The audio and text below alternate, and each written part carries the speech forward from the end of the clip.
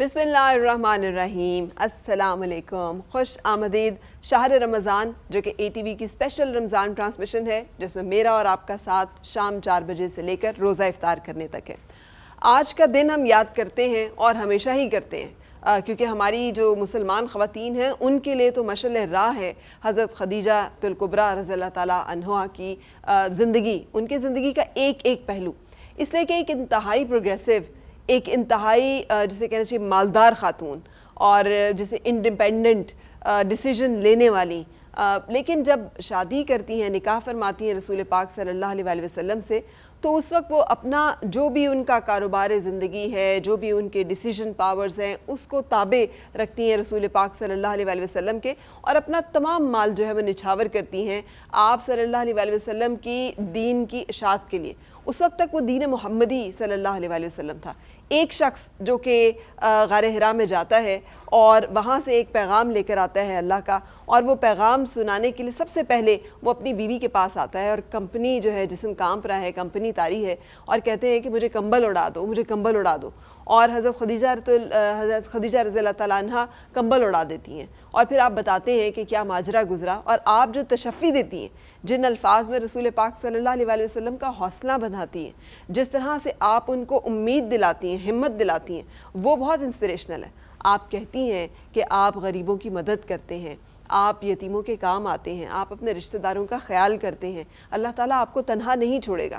یہ وہ ایک مستقل ساتھ ہے، یہ وہ ایک جسے کہنا چاہیے ایک کمپینین شپ ہے جو ہمیں حضرت خدیجہ رضی اللہ تعالیٰ عنہ میں دکھائی دیتی ہے۔ وہ کمپینین شپ جب اسلام کا ابتدائی دور ہے اور کوئی ساتھ نہیں ہے، تمام مشرکین مکہ جو کہ بہت بڑے بڑے رئیس ہیں، بہت بڑے بڑے جو ہیں سردار ہیں، وہ سب رسول پاک صلی اللہ علیہ وآلہ وسلم کی مخالفت پہ کمر بستہ ہیں، تو ایک ذات جو اس کے راستے میں ڈھال ہے، جس کی وجہ سے وہ ہچکچاتے ہیں اور وہ رکتے ہیں، وہ حضرت خدیجہ الکبریٰ رضی اللہ تعالیٰ عنہا کی ہے۔ حضور صلی اللہ علیہ وآلہ وسلم کے چچا حضرت ابو طالب کے بعد اگر کوئی شخصیت جو ہے وہ پوری طرح سے رسول پاک صلی اللہ علیہ وآلہ وسلم کی حفاظت پہ کمر بستہ نہیں، بھلے وہ کہیں سماجی بائیکاٹ ہو جہاں پر شاب ابی طالب میں دھکیل دیا گیا، 3 سال تک اس گھاٹی میں محصور رکھا گیا جہاں کھانے کے لیے بھی کچھ نہیں تھا، تو یہ حضرت خدیجہ الکبریٰ کے سوشل روابط ہی تھے، سماجی روابط ہی تھے، جن کو استعمال کرتے ہوئے ان کی جو فیملی اور اقربا ہیں انہوں نے اس جو بائیکاٹ ہے اس کا خاتمہ کروایا۔ صرف یہ ایک نہیں، اس طرح کی بے شمار مثالیں، اس لیے کہ آپ کی زندگی کا پورا مکمل نقشہ جب ہم جانیں تو ہمیں اندازہ ہوتا ہے کہ ایک عورت کی ذات کتنی بھرپور، کتنی مکمل اور کتنی مضبوط ہوتی ہے، اور انبیاء جیسی جو اللہ تعالیٰ کی محبوب ہستیاں ہیں، برگزیدہ ہستیاں ہیں، جو انتہائی طاقتور ترین شخصیات ہیں، ان کو بھی اللہ تعالیٰ نے اگر سہارا عطا کیا، اگر حوصلہ عطا کیا، اگر پہلا کمپینین عطا کیا، تو وہ ایک عورت کی صورت میں تھا، اور وہ عورت بے مثل ہے حضرت خدیجہ الکبریٰ رضی اللہ تعالیٰ عنہ۔ آج کے پروگرام میں ہم ان کے بارے میں بہت ساری باتیں کریں گے تاکہ ہم جان سکیں ان کی زندگی کے وہ پہلو جو کہ ہم پہلے سے بھی جانتے ہیں اور شاید ہم نہیں جانتے، اور جانتے بھی ہیں تو ہم بعض اوقات بھول جاتے ہیں۔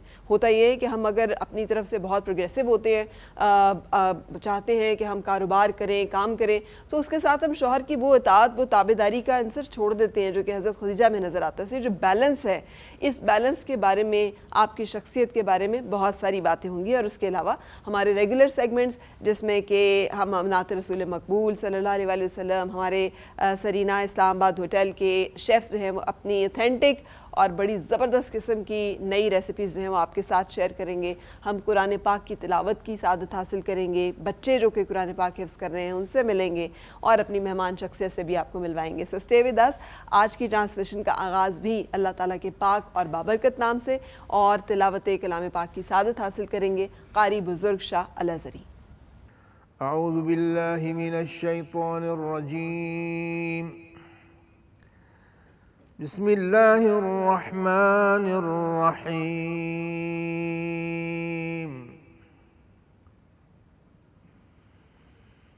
هو الذی جعل الشمس ضیاء والقمر نورا وقدره منازل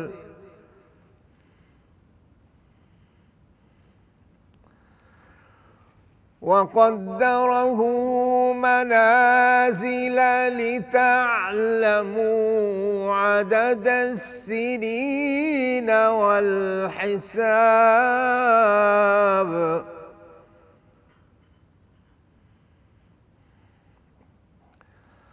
ما خلق الله ذلك إلا بالحق يفصل الآيات لقوم يعلمون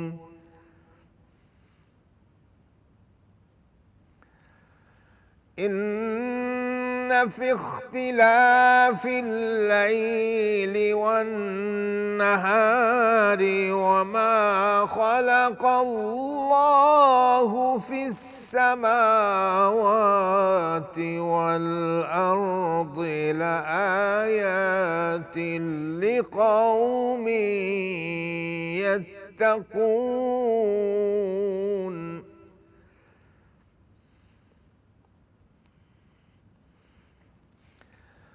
إن الذين لا يرجون لقاءنا ورضوا بالحياة الدنيا واطمأنوا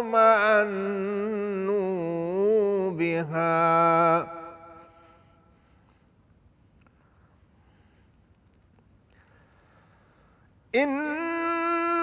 الذين لا يرجون لقاءنا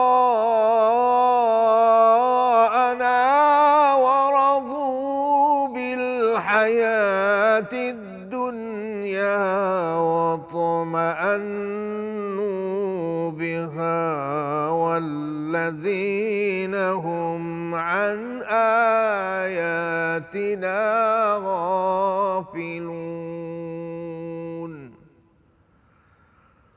صدق اللہ العظیم۔ جزاک اللہ۔ پارہ نمبر 11 سورہ یونس اور آیات جن کی تلاوت کی گئیں وہ ہیں نمبر 5، نمبر 6 اور نمبر 7۔ اللہ جل مجدہ کا ارشاد گرامی ہے کہ وہی تو ہے جس نے سورج کو روشن اور چاند کو منور بنایا اور چاند کی منزلیں مقرر کیں تاکہ تم برسوں کا شمار اور کاموں کا حساب معلوم کرو۔ یہ سب کچھ اللہ تعالی نے تدبیر سے پیدا کیا ہے۔ سمجھنے والوں کے لیے وہ اپنی آیتیں کھول کھول کر بیان فرماتا ہے۔ رات اور دن کے ایک دوسرے کے پیچھے آنے جانے میں اور جو چیزیں اللہ نے آسمان اور زمین میں پیدا کی ہیں سب میں ڈرنے والوں کے لیے نشانیاں ہیں۔ جن لوگوں کو ہم سے ملنے کی توقع نہیں اور دنیا کی زندگی سے خوش اور اسی پر مطمئن ہو بیٹھے ہیں اور ہماری نشانیوں سے وہ غافل ہو رہے ہیں۔ وما علی الا البلاغ المبین۔ آمین۔ بہت شکریہ قاری صاحب۔ اور اب ہم حمد باری تعالیٰ کے لیے درخواست کریں گے اسید سے۔ اسید ہمارے ساتھ موجود ہیں، معروف نعت خواں ہیں، بہت سارے مقابلہ جات میں شرکت کی ہے اور ہمیشہ جیتے ہیں ماشاءاللہ۔ جی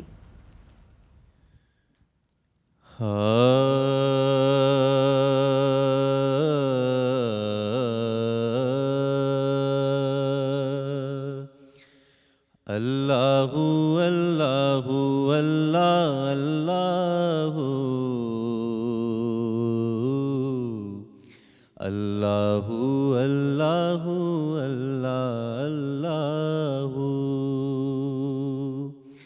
اللہ اللہ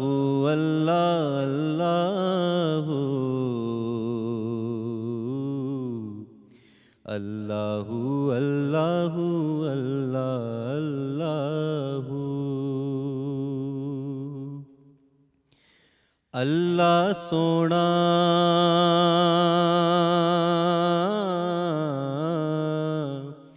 اللہ سونا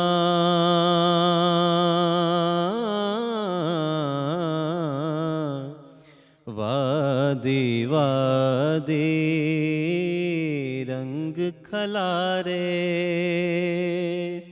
اللہ سونا وادی وادی رنگ کھلارے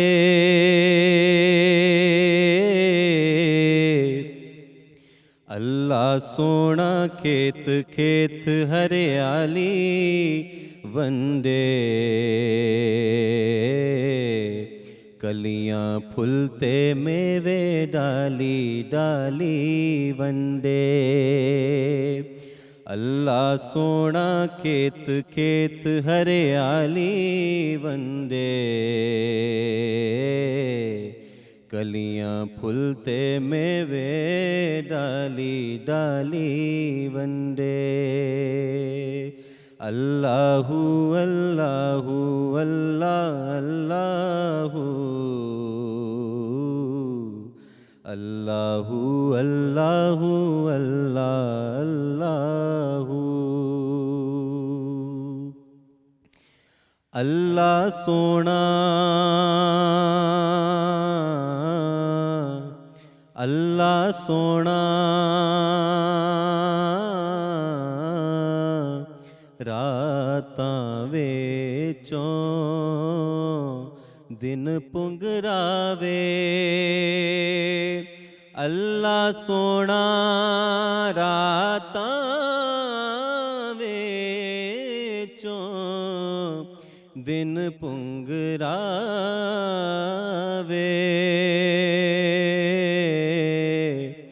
لیندیوں چڑھدیوں شام سویرے لالی ونڈے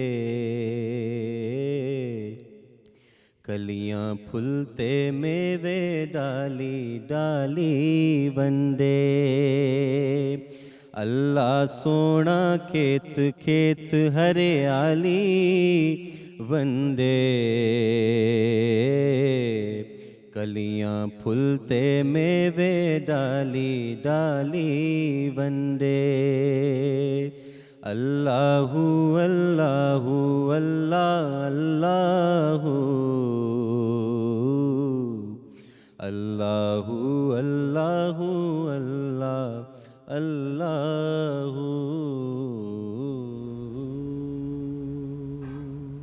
بے شک اللہ تعالیٰ بدیع الجمال اور قادر مطلق. خوش آمدید. شہر رمضان ٹرانسمیشن آپ دیکھ رہے ہیں اور میں آپ کی ملاقات اپنے تمام مہمانوں سے کراتی ہوں. قاری بزرگ شاہ الازہری صاحب نے ابھی تلاوت کلام پاک کی سعادت حاصل کی. قاری صاحب ماشاءاللہ جتنی سرکاری تقریبات ہوتی ہیں ان میں بھی تلاوت کلام پاک فرماتے ہیں اور انہوں نے بلتی زبان میں قرآن پاک کا ترجمہ کیا ہے. بڑے اچھے نعت کو شاعر ہیں. ہر روز ہم ان کا نعتیہ کلام جو ہے تازہ وہ بھی آپ کی خدمت میں پیش کرتے ہیں.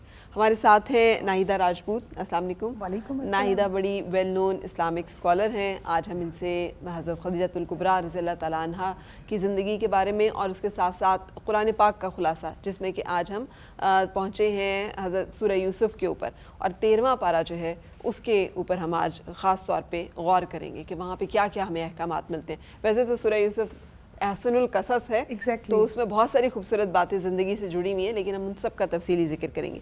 سمینہ یاسمین ہمارے ساتھ ہیں. السلام علیکم. سمینہ بھی اسلامک اسکالر ہیں. سمینہ کے ساتھ بھی اسی طرح سے ہم یہ باتیں جو ہیں وہ شیئر کریں گے. I am very happy.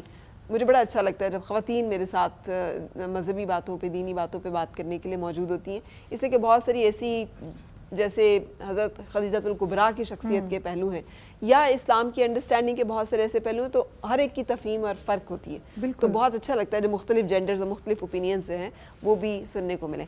اسید عالم کی خوبصورت نعت آپ سن چکے ہیں.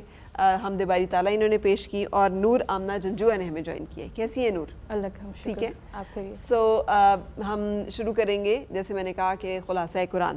سو ہمارا مقصد یہ ہوتا ہے کہ ہم دیکھیں کہ اصلاحی پہلو کیا ہیں اور اگر ہم سورہ ہود پہ غور کریں تو اللہ تعالیٰ اس کی آخری چند آیات میں یہ بیان فرما رہا ہے کہ ہم نے آپ کو رسولوں کی چند خبریں پہنچائی ہیں تاکہ آپ کو دل کو تقویت ہو سکون ہو اور دوسرا یہ کہ اس سے سیکھیں انباء الرسل کا جو مقصد ہے اور یہ قرآن پاک کا وہ انباء الرسل کا جو ایک چل رہا ہے سلسلہ کہ جس میں مختلف انبیاء، ان کی اقوام، ان کے احوال جو ہیں وہ اللہ تعالیٰ بیان فرماتا ہے تاکہ ہم اپنے آپ کو کمپیئر کر سکیں کہ کیا ہوا اور کیسے ہوا. پہنچے ہیں سورہ یوسف پہ، اور سورہ یوسف ہمیں کیا بتا رہی ہے؟ جی بسم اللہ الرحمن الرحیم. اللہم صلی علی سیدنا و مولانا محمد و آلہ و صحبہ و بارک وسلم.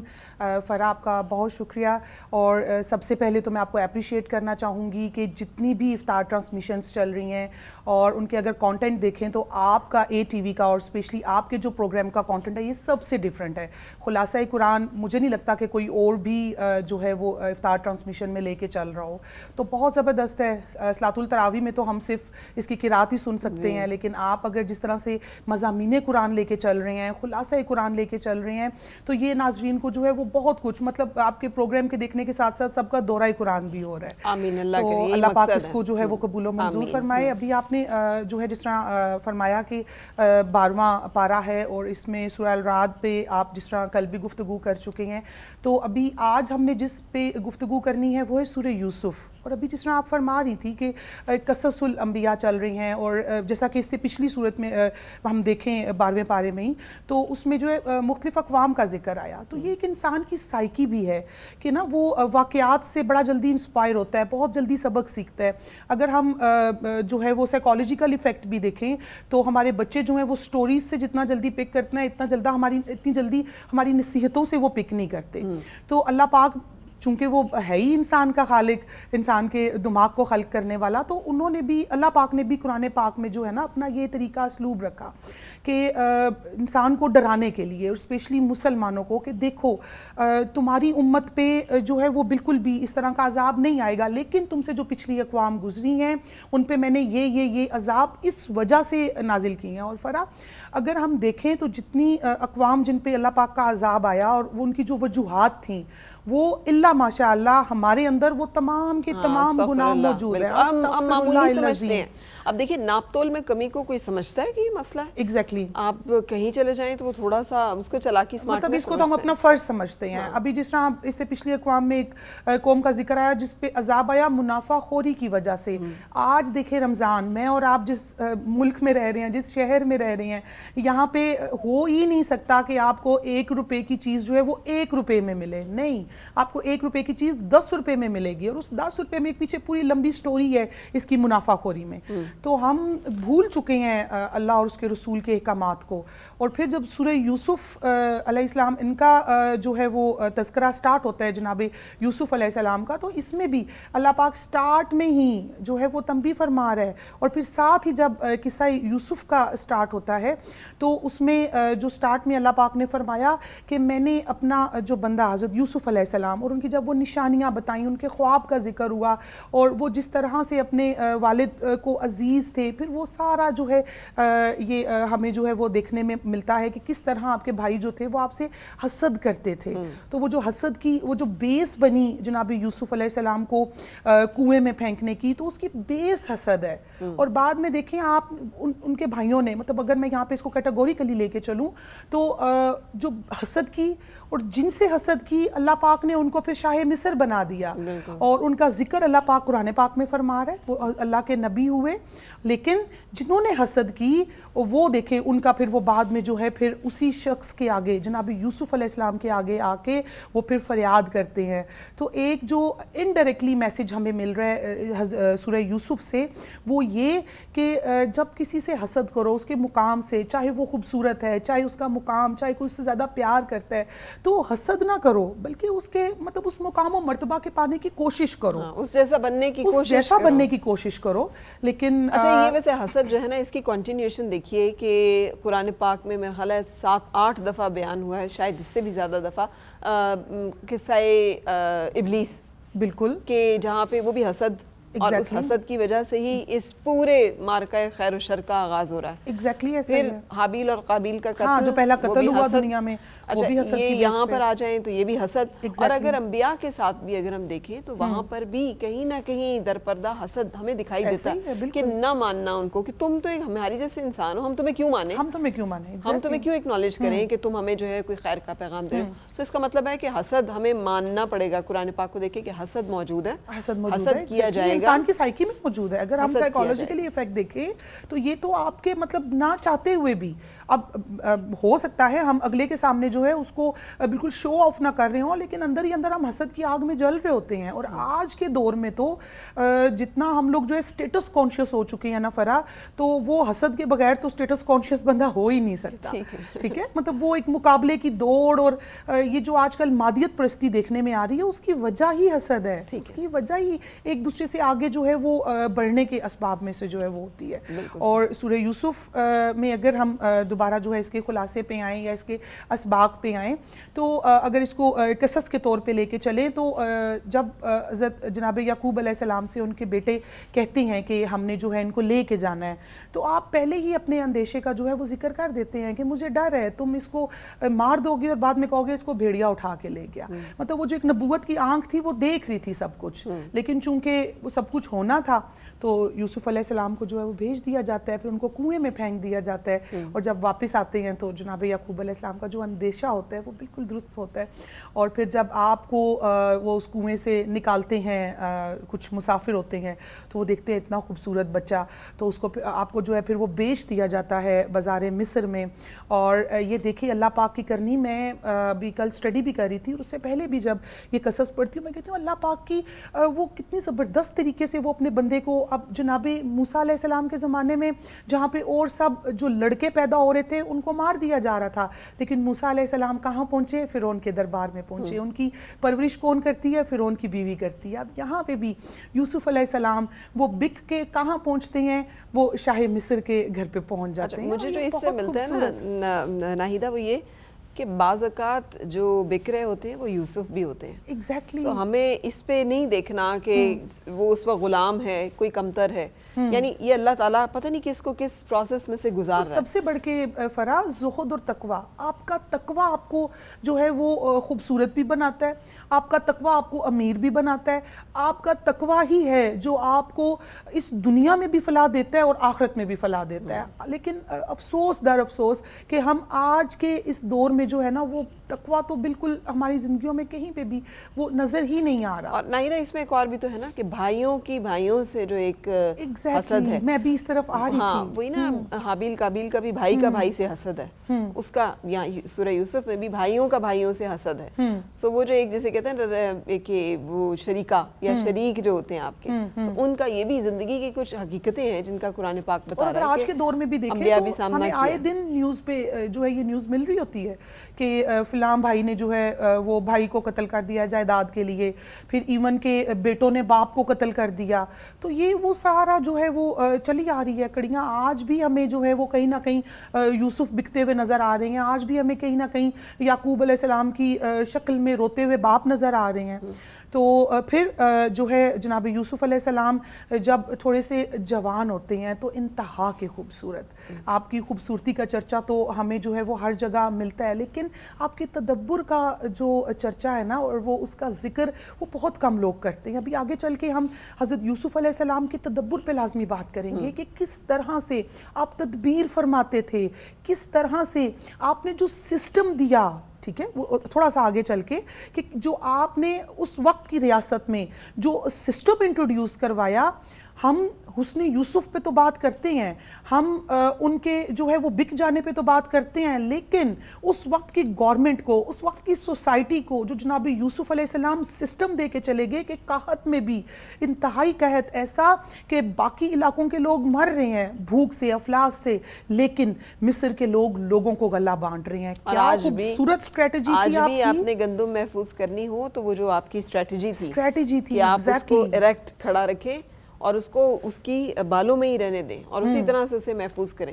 سو یہ بہت سائنٹیفک اور بڑا ایک مینجمنٹ کا جو ایک ان کا ایکسپیرینس ہے. کئی ہزار سال پہلے دیکھیے اللہ کے جو نبی ہیں ان قربان جائیں ان کی ذہانت پہ اور ان کے جو ہے مقام پہ کہ وہ صرف ہم جو ہے نا وہ ان کے افضلیت پہ بات نہ کریں, ہم صرف جو ہیں وہ ان کے حسن پہ بات نہ کریں, بلکہ اگر اب اسی چیز سے ریاست سے میں ریلیٹ کروں تو حضور علیہ الصلوۃ والسلام نے جو ریاست مدینہ جو اس کا کانسٹیٹیوشن بنایا, جو وہاں پہ سسٹم لانچ کیا, میں کہتی ہوں کہ اگر ہماری اسلامی ریاست میں وہ چیزیں چیزیں ساری جو ہیں امپلیمنٹ ہو جائیں تو ہمیں کوئی بھی دنیا کی طاقت ہمیں جو ہے وہ ترقی کرنے سے نہیں روک سکتی. بلا شبہ بلا شبہ.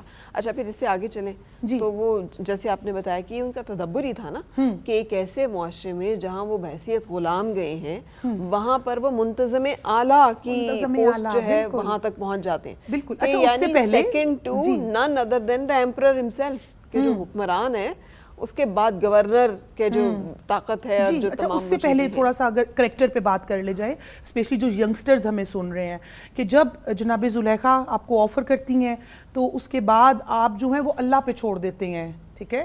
اور اچھا یہاں پہ ایک اور بھی ہے, یا اللہ اگر تو نے ان عورتوں کا فن فریب مجھ سے دور نہ کیا تو میں مائل ہو جاؤں گا, میں مائل ہو جاؤں گا, اس سے تو مجھے قید خانہ ہی بہتر ہے. سو یہاں سے یہ بھی پتہ چلتا ہے کہ خاتون ہمیشہ مظلوم نہیں ہے. بہت ساری جگہوں پہ خواتین جو ہیں ان کی طرف سے بھی بہت ساری ایسی جیسے کہنا چاہیے محرکات ہوتے ہیں کہ جو کسی بھی انسان کو بہلا بھی سکتے ہیں, پھسلا بھی سکتے ہیں اور اس کو ٹریپ بھی کر سکتے ہیں. اچھا جناب زلیخا کا بھی یہاں پہ یہ تھا نا کہ جب انہوں نے وہ مطلب چرچا ہو گیا کہ جی یہ دیکھو شاہ مصر کی وہ جو ہے وائف ہے وہ اپنے ہی جس نے پرورش کی اور اسی پہ جو ہے وہ یہ کر رہی ہیں وہ کر رہی ہیں, تو اس کو کسی نے مشورہ دیا زلیخا کو, جناب زلیخا کو, کہ آپ کیا کرو جو آپ نے دیکھا ہے وہ سب کو دکھا دو, تو تم پہ جو فتوے لگ رہے ہیں کم سے کم ان کی بندش ہو جائے گی. تو وہ پھر انہوں نے جو ہے وہ خواتین کو وہاں پہ دعوت دی, ان کے سامنے پھل رکھ دیے اور جناب یوسف علیہ السلام کو ریکویسٹ کی کہ آپ جو ہے نا بس ایک دفعہ یہاں سے گزریے گا, اور تاکہ جو میرے اوپر فتوے لگ رہے ہیں ان سے کم جو ہے نا مجھے ریلیف مل جائے. ایک باریک سی آیت یہ بھی ہے کہ اگر اللہ نہ دکھا دیتا اس کو تو شاید وہ مائل ہو جاتا. ایسا ہی یہ بھی ہے کہ بعض اوقات انسان کمزور لمحات میں, اللہ سب سے بڑا کارساز ہے, کمزور لمحات میں انسان پھسل بھی سکتا ہے. سو اللہ تعالیٰ نے حفاظت فرمائی حضرت یوسف علیہ السلام کی, اور وہ اس سارے فتنے سے یا اس سارے مسئلے میں سے باکردار اور باسمت نکل سکے. اچھا جب وہ جناب یوسف علیہ السلام گزرتے ہیں اور وہ جو خواتین تھی زنان مصر تھیں وہ جیسے ہی دیکھتی ہیں تو وہ جو ہاتھ میں پھل ہوتے ہیں تو وہ چھریاں چل جاتی ہیں اور بجائے پھل کے ان کی انگلیاں کٹ جاتی ہیں. مطلب وہ حسن یوسف ایسا تھا کہ اس کے حصار میں وہ اس طرح پھنس جاتی ہیں کہ وہ پھر جو ہے نا وہ کہتی ہیں کہ واللہ یہ کوئی عام آدمی تو ہو ہی نہیں سکتا. تو یہاں پہ ایک اور چیز کہ جو جناب یوسف علیہ السلام نے اپنے نفس کے ساتھ جنگ کی, آج ہم جو رمضان المبارک ان پر نور ساعتوں میں ہیں فرا, یہ اس کا جو میسج ہے رمضان کا اور جناب یوسف علیہ السلام کے کریکٹر کا میسج جو ہے وہ یہی ہے, اپنے نفس کے ساتھ جنگ. سب سے بہترین جہاد ہی ہمارا جو ہے وہ ہمارے نفس کے ساتھ ہے, کہ ہم نے اپنے نفس کو جو ہے وہ کس طرح سے اس کے ساتھ جنگ کرنی ہے, اس کو کس طرح سے اپنے قابو میں کرنا ہے کہ نہ کہ ہم نفس کے قابو میں ہو جائیں. بالکل صحیح. یعنی زندگی میں مختلف آزمائشیں آئیں گی, بھائی بھی ابینڈن کریں گے, وہ بھی چند ٹکوں کے عوض بیچیں گے, آپ غلام بھی بن سکتے ہیں, آپ پہ اس طرح کی کردار کی تہمت بھی لگ سکتی ہے, مگر آپ کا جو کردار ہے وہ اٹل رہنا چاہیے, وہ سورج کی طرح یا چاند کی طرح چمکتا رہنا چاہیے. ہمیں میسج ملے, ایک تو توکل اللہ پہ توکل. آج کے دور میں بھی ہم جب تک اللہ سے ہمارا توکل اور اللہ سے ہمارا رشتہ, ہم جس طرح اللہ کے ساتھ ہماری محبت کا رشتہ جب تک وہ مضبوط نہیں ہوگا نا فرا, تو چاہے یہ 21ویں صدی چھوڑ کے 25ویں صدی کیوں نہ آ جائے, ہم بالکل بھی وہ فلاح کی طرف نہیں جا سکتے, ہم بالکل بھی کامیابی کی طرف نہیں جا سکتے. اور دوسرا جو ہے وہ اپنے نفس کو اپنے کنٹرول میں رکھے, نہ کہ آپ نفس کے کنٹرول میں ہو جائے. اور پھر قید خانے میں آپ کا وہی جو آپ کو خواب دیکھنے کی اللہ تعالیٰ نے ان کی انٹرپریٹیشن کی طاقت عطا کی ہے, آپ انٹرپریٹ کرتے ہیں, جب وہ دو قیدی آپ کے پاس آتے ہیں اور پھر آپ نکل آتے ہیں قید خانے سے باہر, اور پھر آپ وہی جو ہم ذکر کر رہے تھے کہ منتظم اعلیٰ تک پہنچتے ہیں, قحط کے زمانے میں بھی اتنا اچھا مینیج کرتے ہیں, بھائی آتے ہیں, اور پھر کس طرح سے وہ فائنلی وہ جو آپ نے خواب دیکھا تھا وہ تو خیر چلے آگے چل کے جب بھائی آتے ہیں تو بھائی تو نہیں پہچانتے آپ کو, آپ اپنے بھائیوں کو پہچان جاتے ہیں. تو جو چھوٹا بھائی ہوتا ہے, جو آپ کا سگا بھائی ہوتا ہے, تو آپ ان سے کہتے ہو کہ ٹھیک ہے میں تمہیں دوں گا سب کچھ دو, لیکن جاؤ اپنے اس بھائی کو لے کے آؤ. وہ جاتے ہیں اور جناب یعقوب علیہ السلام کو جب بتاتے ہیں تو وہ کہتے ہیں تم نے تو پہلے میرے یوسف کو گم کر دیا, میرے یوسف کو مار دیا, میں تو اپنا چھوٹا بیٹا آپ کے حوالے نہیں کروں گا. لیکن پھر جو ہے وہ بھیج دیتے ہیں, کیونکہ وہ وعدہ کرتے ہیں غلہ دینے کا, قحط سالی ہوتی ہے, جناب یعقوب علیہ السلام بھیج دیتے ہیں. اور پھر جو ہے وہ اگین کرتے ہیں کہ وہ ان کے سامان میں جو ہے وہ پیالہ رکھ دیتے ہیں, اور ہوتے ہیں جی بادشاہ کا پیالہ کس کے پاس ہے. وہ بیسیکلی یہ ہوتا ہے کہ آپ نے اپنے بھائی کو اپنے پاس رکھنا ہوتا ہے, اور ان کو بتا دیتے ہیں دیکھو میں یوسف ہوں, اور اس طرح طرح سے. پھر وہ آگے چل کے جب آپ کے بھائی جو ہیں وہ جب دوبارہ واپس جاتے ہیں اور وہ جو آپ کے کرتے مبارک کا ذکر آیا ہے, تو یہاں سے ہمیں جو ہے وہ توسل کا عقیدہ بھی ملتا ہے کہ ابھی جو ہے وہ مصر کی حدود میں ہی ہوتے ہیں کہ جناب یعقوب علیہ السلام کو خوشبو آنا شروع ہو جاتی ہے اور وہ کہتے ہیں کہ مجھے میرے یوسف کی خوشبو آ رہی ہے. تو وہیں پہ اللہ پاک خود قرآن پاک میں بھی فرماتا ہے کہ وہیں پہ پھر کہتے ہیں کہ آپ کو تو ہر جگہ یوسف ہی نظر آتے ہیں, آپ کی محبت جو ان کے ساتھ ایسی ہے. تو پھر جب وہ کرتا آپ کے پاس پہنچتا ہے تو آپ جب اس کو پیار کرتے ہیں اور وہ سارا تو آپ کی بنائی لوٹ آتی ہے. تو یہاں پہ ہمیں عقیدہ توسل بھی مل رہا ہے کہ جناب یعقوب علیہ السلام توسل لے رہے ہیں کس سے, جناب یوسف علیہ السلام کے کرتے سے. ہاں, اور پھر تھرو آؤٹ حضرت یعقوب علیہ السلام کا جو صبر ہے کہ وہ کہہ رہے ہیں کہ جس طرح سے وہ کہہ رہے ہیں کہ میں یہ معاملہ اللہ کے سپورٹ کرتا ہوں, اللہ المستعان. پھر وہ توکل آ گیا نا. ہاں, اللہ المستعان, یہ جو تم کہہ رہے ہو میں تمام معاملات اللہ کے سپورٹ کرتی ہوں. اور وہ صبر جمیل کا وہ جو ایک ان کا وہ کانسیپٹ ہے. اچھا, ایک صبر ہوتا ہے نا, ہم لوگ جو کرتے ہیں ہم کہتے ہیں کہ جی ہمیں بڑا صبر آ گیا. اب رمضان میں عام طور پہ ہم دن میں کہتے ہیں ہم بڑے صبر سے ہیں نا ہم روزے, یہ صبر نہیں ہے.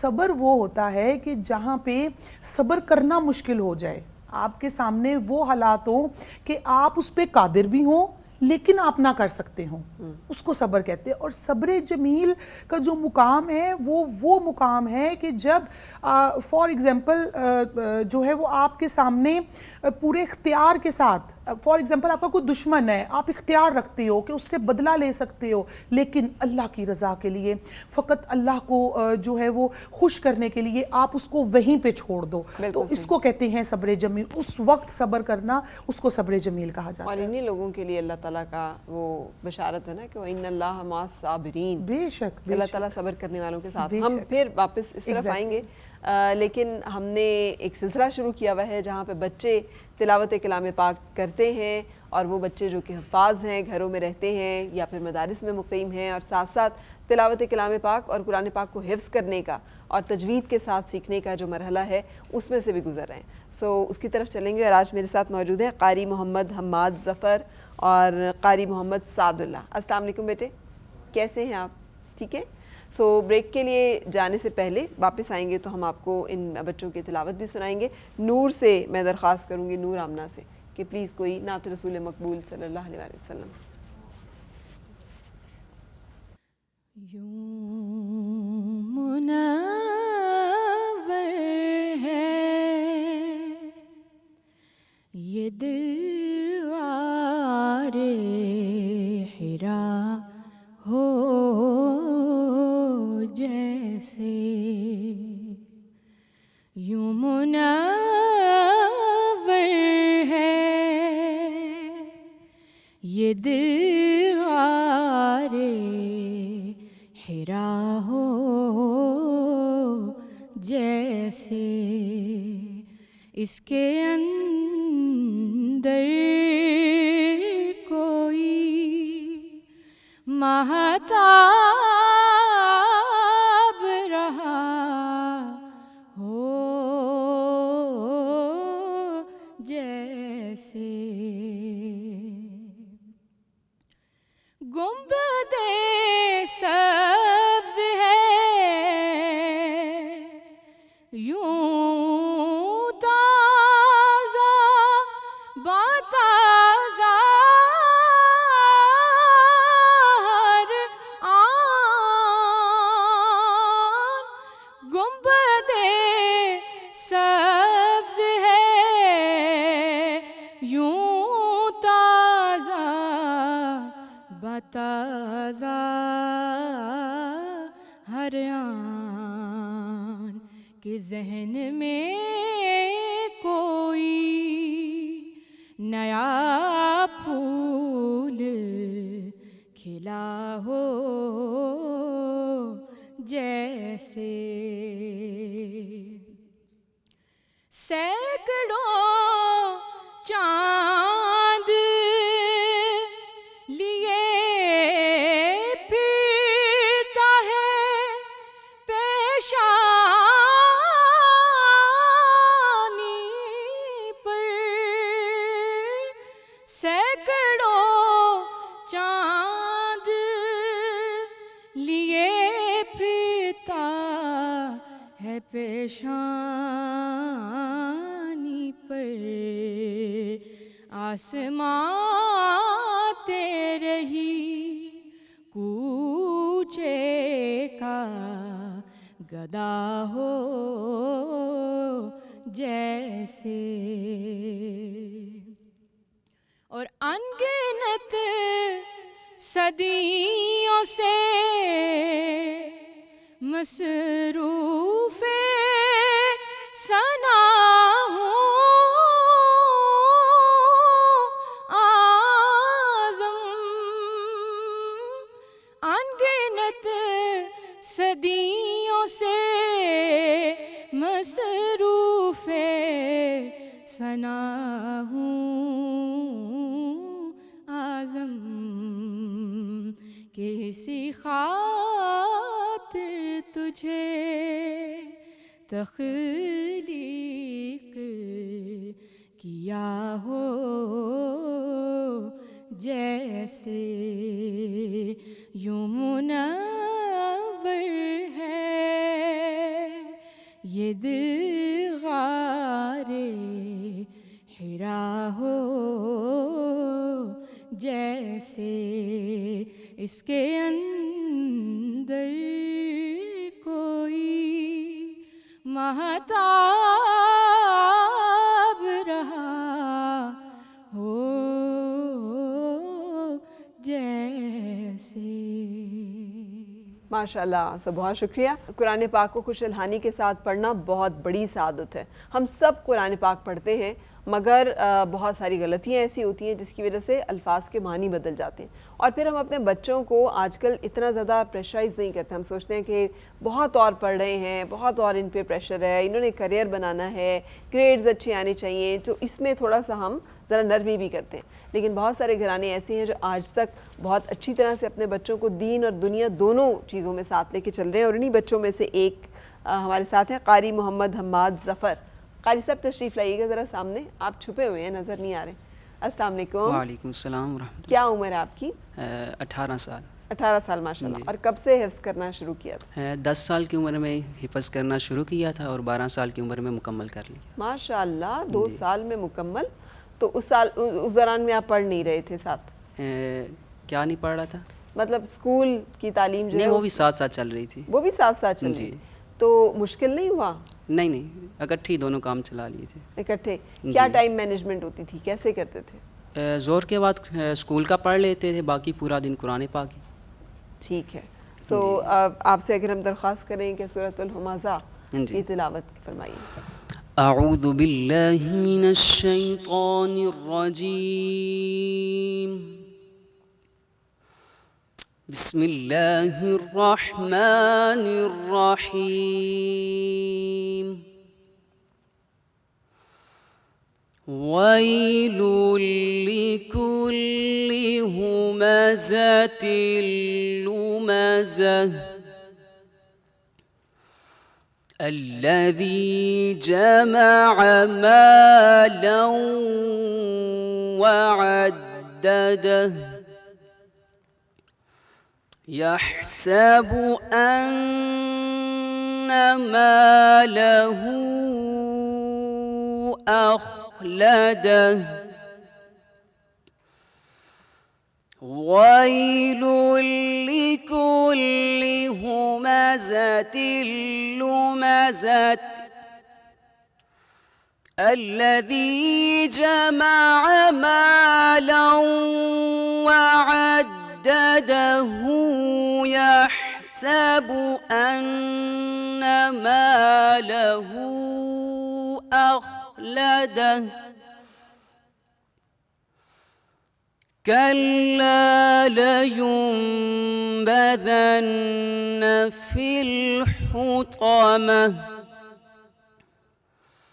وما أدراك ما الحطمة نار الله الموقدة التي تطلع على الأفئدة إنها عليهم مصدة في عمد ممددة صدق اللہ العظیم. جزاک اللہ، ماشاء اللہ. اچھا قاری صاحب، یہ کیوں حفظ کرنے کا شوق پڑا؟ دراصل بچپن سے ہی علمی ماحول میسر آیا تھا. والد گرامی، دادا جان، یہ ساری حافظ قرآن تھے، تو اس لیے پھر بچپن سے ہی قرآن پاک حفظ کرنے کا شوق تھا. جی. اور اب کیا سوچا ہے زندگی میں کیا کریں گے؟ اب انشاءاللہ درس نظامی پڑھ رہے ہیں، عالم کورس کر رہے ہیں، اور اسلامک اسکالر بننے کا شوق ہے. بالکل صحیح. چلے ماشاءاللہ، اللہ تعالیٰ آپ کے شوق کی تکمیل کرے. بہت شکریہ. قاری محمد سعد اللہ، السلام علیکم. قاری صاحب، کیا عمر ہے آپ کی؟ میری 12 سال. 12 سال. اور کب سے حفظ کرنا شروع کیا آپ نے؟ 9.5 سال کی عمر میں شروع کیا تھا.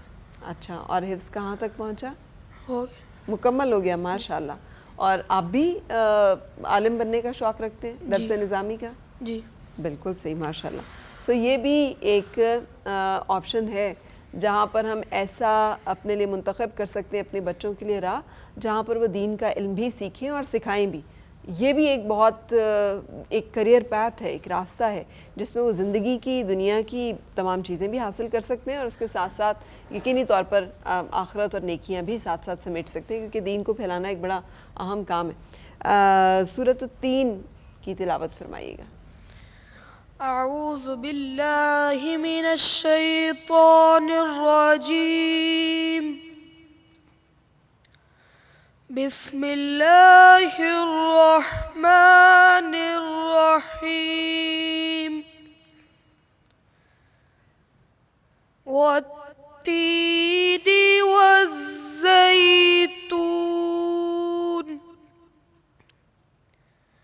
وطور سینین وهذا البلد الأمين.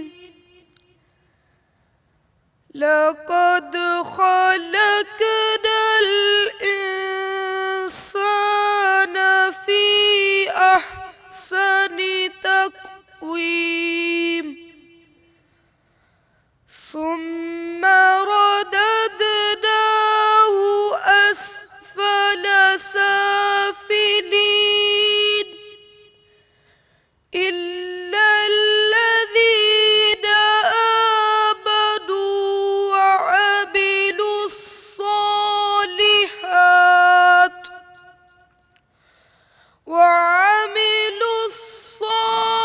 الصالحات فلهم أجر غير ممنون.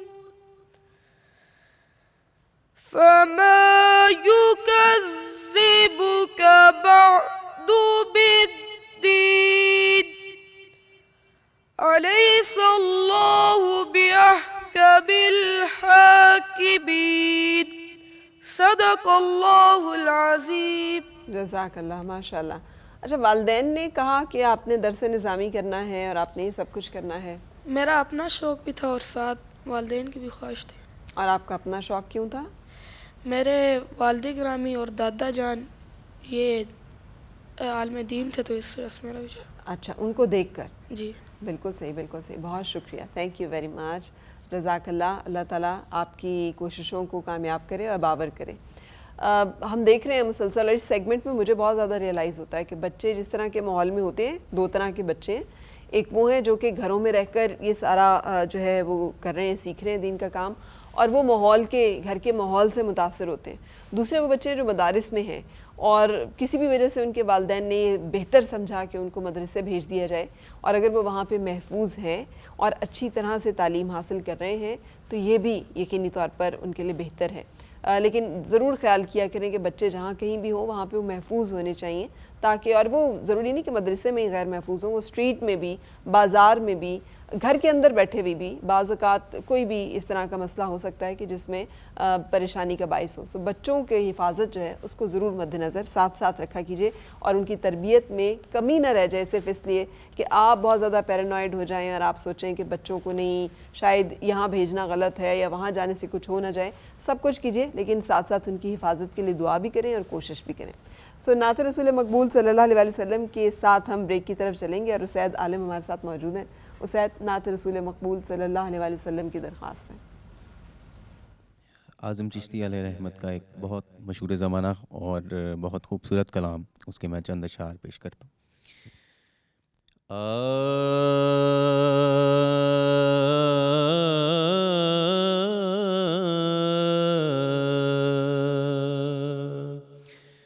مجھ خطا کار سا انسان مدینے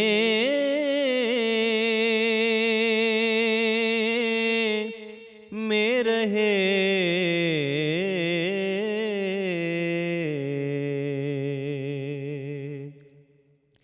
مجھ خطا کار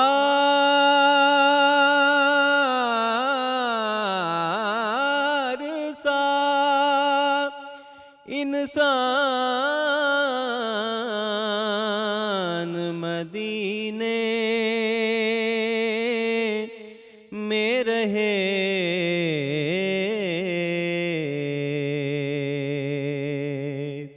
بن کے سرکار کا مہمان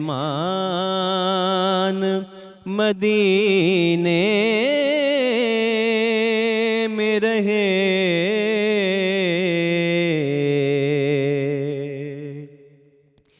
یاد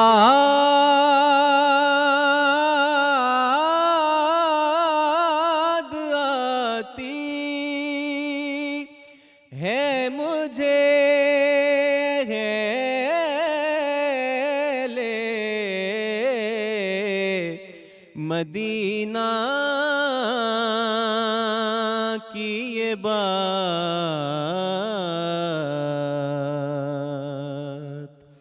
یاد آتی ہے مجھے اہل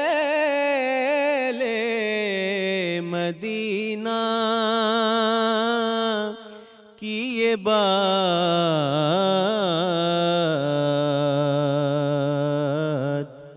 کہ زندہ رہنا ہو تو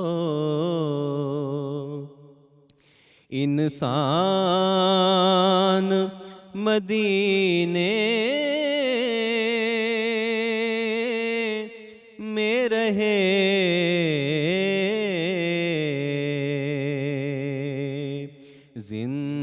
زندہ رہنا ہو تو انسان مدینے میں رہے،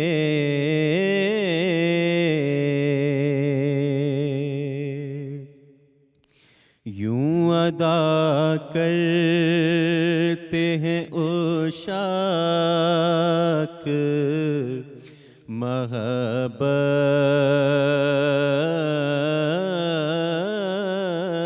سے نماز، یوں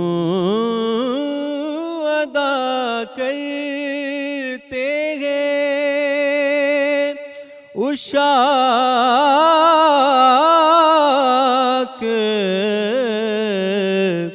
محبت سے نماز،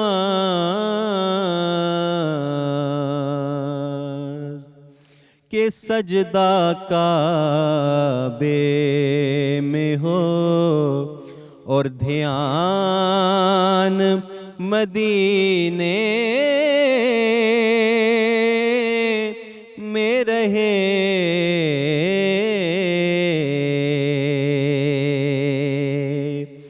چھوڑ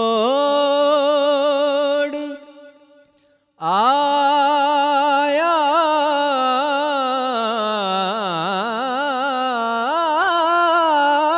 ہوں، چھوڑ آیا ہوں دل و جان، یہ کہہ کر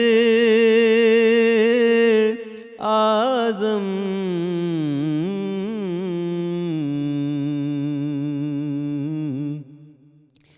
کہ آ رہا ہوں میرا سامان مدینے میں رہے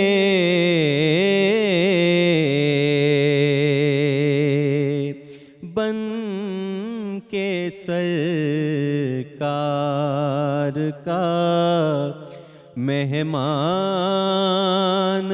مدینے میں رہے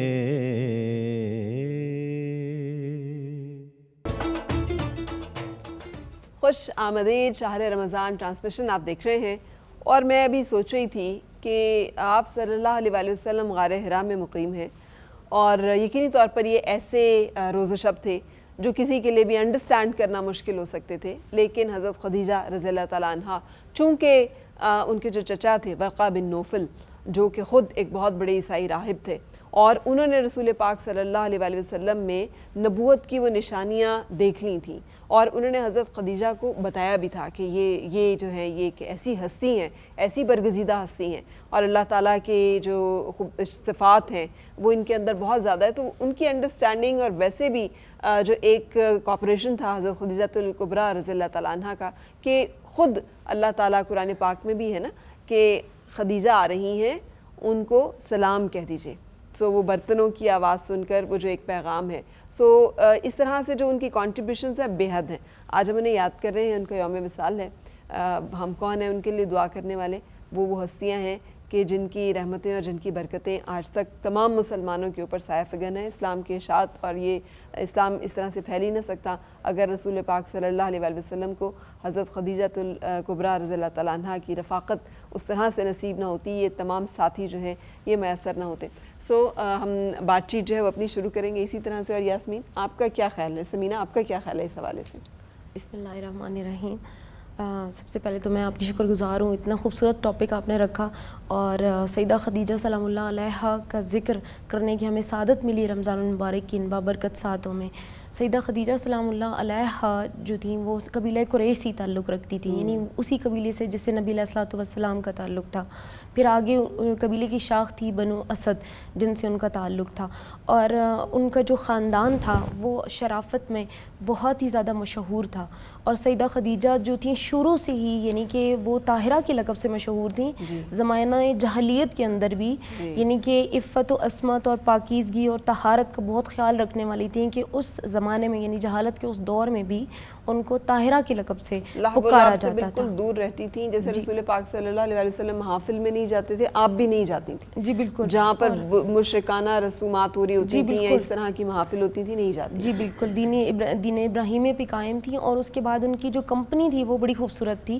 انہوں نے اپنی جو ایک فرینڈ سرکل ان کا بنا ہوا تھا، ان کی ساری فرینڈز جو تھیں وہ بہت علمی گفتگو کرنے والی تھیں، اور جو گزشتہ کتب تھیں ان کا علم رکھنے والی تھیں وہ، تو مطلب ایک بہت اچھی کمپنی میں رہنے والی وہ خاتون تھیں۔ پھر دیکھتے ہیں کہ نبی علیہ الصلوۃ والسلام کے ساتھ کیسے ملاقات ہوتی ہے، کہ وہ خاتون تھیں عرب کے معاشرے میں کہ جنہوں نے ایک اپنی یعنی کہ بزنس امپائر خود کھڑی کی تھی۔ ان کے والد کا بزنس تھا، لیکن انہوں نے اس بزنس کو اتنا زیادہ پھیلا دیا تھا کہ وہ یعنی عرب کے جب قافلے جایا کرتے تھے شام میں اور یمن میں، تو ان قافلوں میں آدھا سامان سیدہ خدیجہ کا ہوا کرتا تھا، اور بہت سارے انہوں نے اونٹ ہوتے تھے۔ جی تو یعنی کہ اس سے پتہ چلتا ہے کہ ایک ان کے اندر لیڈرشپ کی کتنی صلاحیت تھی، کہ کس طرح سے مینیج انہوں نے کیا تھا اور اس کو لے کر چلی۔ والد کا بزنس تھا، اور پھر اس کے بعد کیونکہ اکیلی رہ گئی، بھائی بھی نہیں تھا، اور آپ اس سے ان کی بلند ہمتی کا پتہ چلتا ہے، اور یعنی وہ ایک انڈیپینڈنٹ وومن تھی اور سیلف میڈ وومن تھی۔ تو اسی طرح سے پھر ہم دیکھتے ہیں کہ وہ نبی علیہ الصلوۃ والسلام کو دیکھتی ہیں کہ وہ مشہور ہیں بہت زیادہ دیانت کی وجہ سے، صداقت کی وجہ سے، تو پھر وہ نبی علیہ الصلوۃ والسلام کا انتخاب کرتی ہیں قافلے کی سربراہی کے لیے جو شام کی طرف جا رہا کیا ہوتا اچھا انتخاب ہے نا۔ اب یہ ججمنٹ دیکھیے اور حسن انتخاب دیکھیے کہ پورا معاشرہ بھرا پڑا ہے، ایک سے ایک امیر، ایک سے ایک خوبصورت بھی ہوں گے، ایک سے ایک مالدار بھی ہوں گے، اور اتنی مالدار خاتون اور اتنی اعلیٰ نسب کی خاتون کے ساتھ کون نہیں چاہے گا کہ وہ اس کے ساتھ جو ہے اس کا کوئی رشتہ ہو یا اس کے ساتھ اس کو اس کا قرب حاصل ہو. لیکن انتخاب دیکھیے کہ ایک ایسا ذرا ان حالات میں جو یتیم ایک ایسا غریب لیکن اس کی شہرت جو ہے وہ صادق اور امین کے طور پر ہے. تو کیریکٹر کا انتخاب کیسے کر رہی ہیں؟ جی جی بالکل. یہ دیکھیے اسی سے سیدہ کی ذہانت کا پتہ چلتا ہے کہ وہ کتنی ذہین تھیں کہ کن خصوصیات کو دیکھتے ہوئے انہوں نے سلیکشن کی ہے. فراست تھی ان کے اندر نا. جی بالکل. یہ ذہانت تو ہو گئی کہ میں بزنس اچھا چلا لیا. سمیرہ مجھے لگتا ہے یہ ذہانت سے بڑھ کے جو فراست ہے نا, جہاں پہ ذہانت اور اللہ کی طرف سے دی ہوئی ایک خاص وزڈم وہ کمبائن ہو جاتے ہیں. بالکل. سو یہ وہ کمبینیشن ہمیں یہاں پہ دکھائی دیتا ہے ان کا. بالکل. پھر اس کے بعد تجارتی قافلہ جاتا ہے اور پھر ساتھ آبزرویشن کے لیے اپنے غلام کو بھیجتی ہیں, کیونکہ صادق اور امین تو وہ ہیں, انہیں پتہ ہے, لیکن وہ آبزرو کرنا چاہ رہی ہیں ان کے معمولات کو, تو اپنے غلام کو ساتھ بھیجتی ہیں. یا چیک یا اکاؤنٹیبلٹی اینڈ چیک, کہ اگر آپ کو بہت کچھ پتہ بھی ہے ایون دین آپ بلائنڈ ٹرسٹ نہیں کر رہے انٹل انلیس آپ اسے اپنے چیک اینڈ بیلنس پہ پرکھ نہیں لیتے کہ یہ جو کہا جا رہا ہے وہ واقعی ویسے ہے بھی, یا یہ جو کلیم کیا جاتا ہے اس میں کتنی سچائی ہے اور کتنی صداقت ہے. میں بھی ایک ریزن یہ بھی تھی کہ ان کو ایک خواب بھی آ چکا تھا اس سے پہلے, جس میں انہوں نے دیکھا تھا کہ سورج ان کے گھر میں اتر آتا ہے اور پھر اس کی روشنی سے پورا مکہ منور ہو جاتا ہے.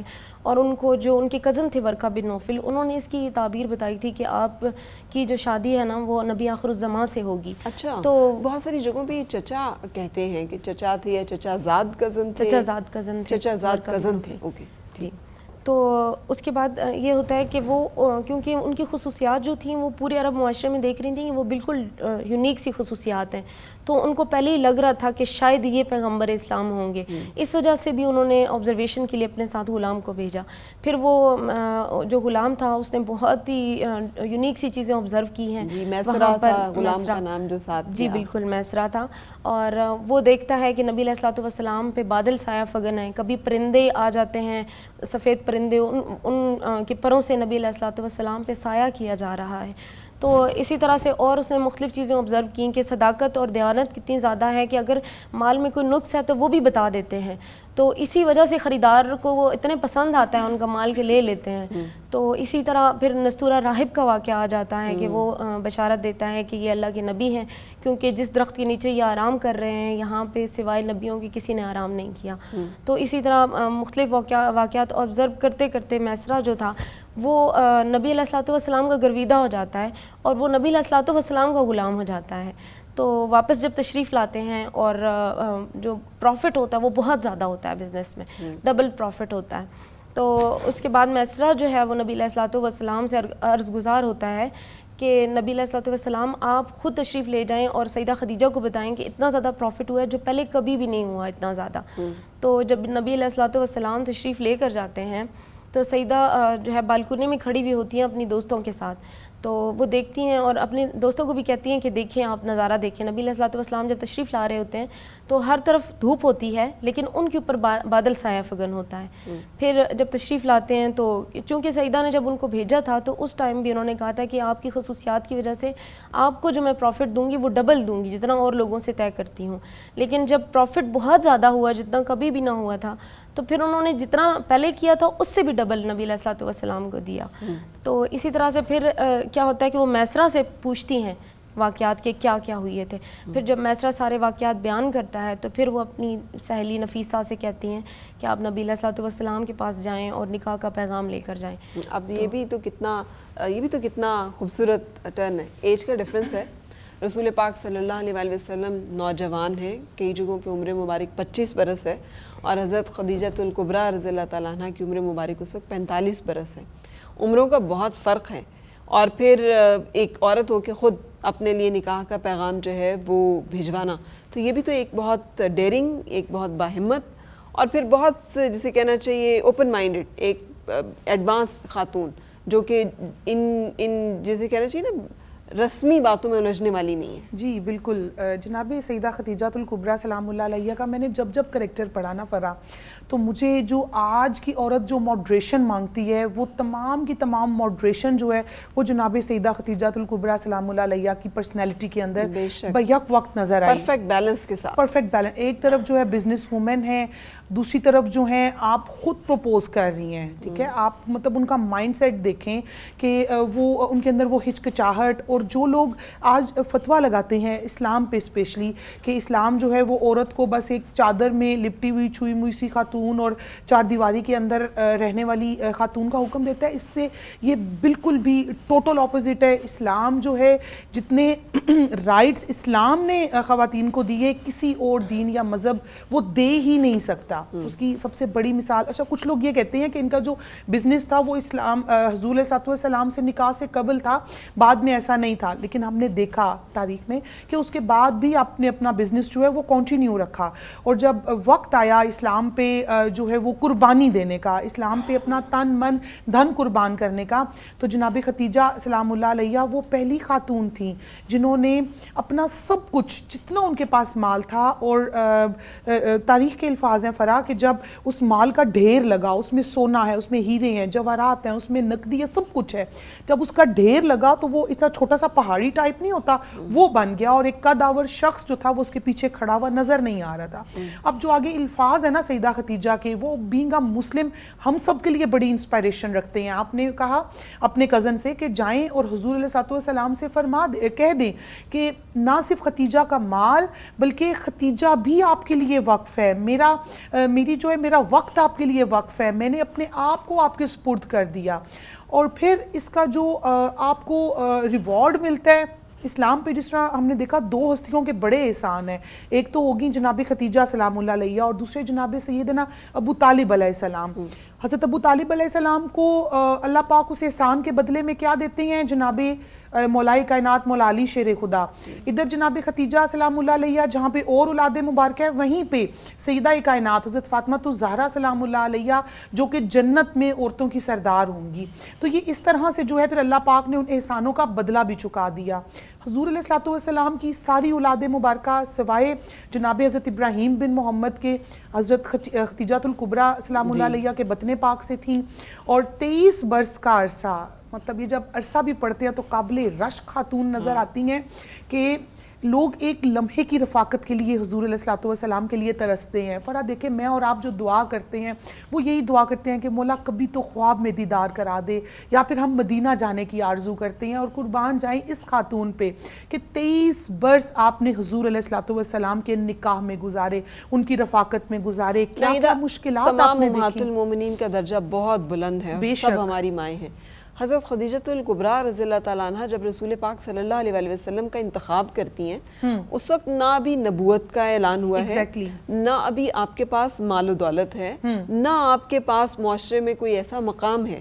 آپ ایک چچا نے پالا ہے، ایک غریب، اور بلکہ نکاح کے وقت یہ ڈسکشن ہوتی ہے. جب نکاح کا پیغام آتا ہے تو پوچھتے ہیں جو آپ کے چچا ہیں حضرت ابو طالب، وہ یہی کہ وہ ایک مالدار، ایک صاحب ثروت، ایک اعلیٰ نسب کی خاتون ہے، تو آپ ان کے ساتھ رشتہ جو ہے کرنے میں ہمیں کوئی تعامل نہیں ہونا چاہیے. سو ان فیکٹرز کو کنسیڈر کیا جاتا ہے کہ یہ معاملات جو بہتر ہے. حضور علیہ السلام نے اعتراف بھی فرمایا نا اس چیز کا کہ مجھے خدیجہ نے اس وقت قبول کیا جب مجھے کوئی اور قبول نہیں کرتا تھا. سو یہ ایک بہت بڑی بات ہے کہ آپ اس وقت پک کریں جب ہیرا ابھی اس طرح سے تراشا نہیں گیا، ابھی اس طرح سے لوگوں کو پتہ نہیں ہے کہ یہ ہیرا ہے، لیکن آپ اسے ویلیو کر رہے ہیں، آپ اسے ریسپیکٹ کر رہے ہیں. اچھا یہاں میں ایک اور چیز بھی جو سب سے پہلے جب حضور علیہ السلام پہ وحی نازل ہوتی ہے تو وہ جو وحی کے اثرات آپ کے چہرہ مبارک پہ تھے، اس کو سب سے پہلے دیکھنے والی بھی کوئی اور نہیں، ایک خاتون ہے، آپ کی زوجہ ہیں. اور پھر وہ جو بینگا بیوی آپ کا ریلیشن تھا، وہ آج کے دور میں فرا بہت بڑی ضرورت ہے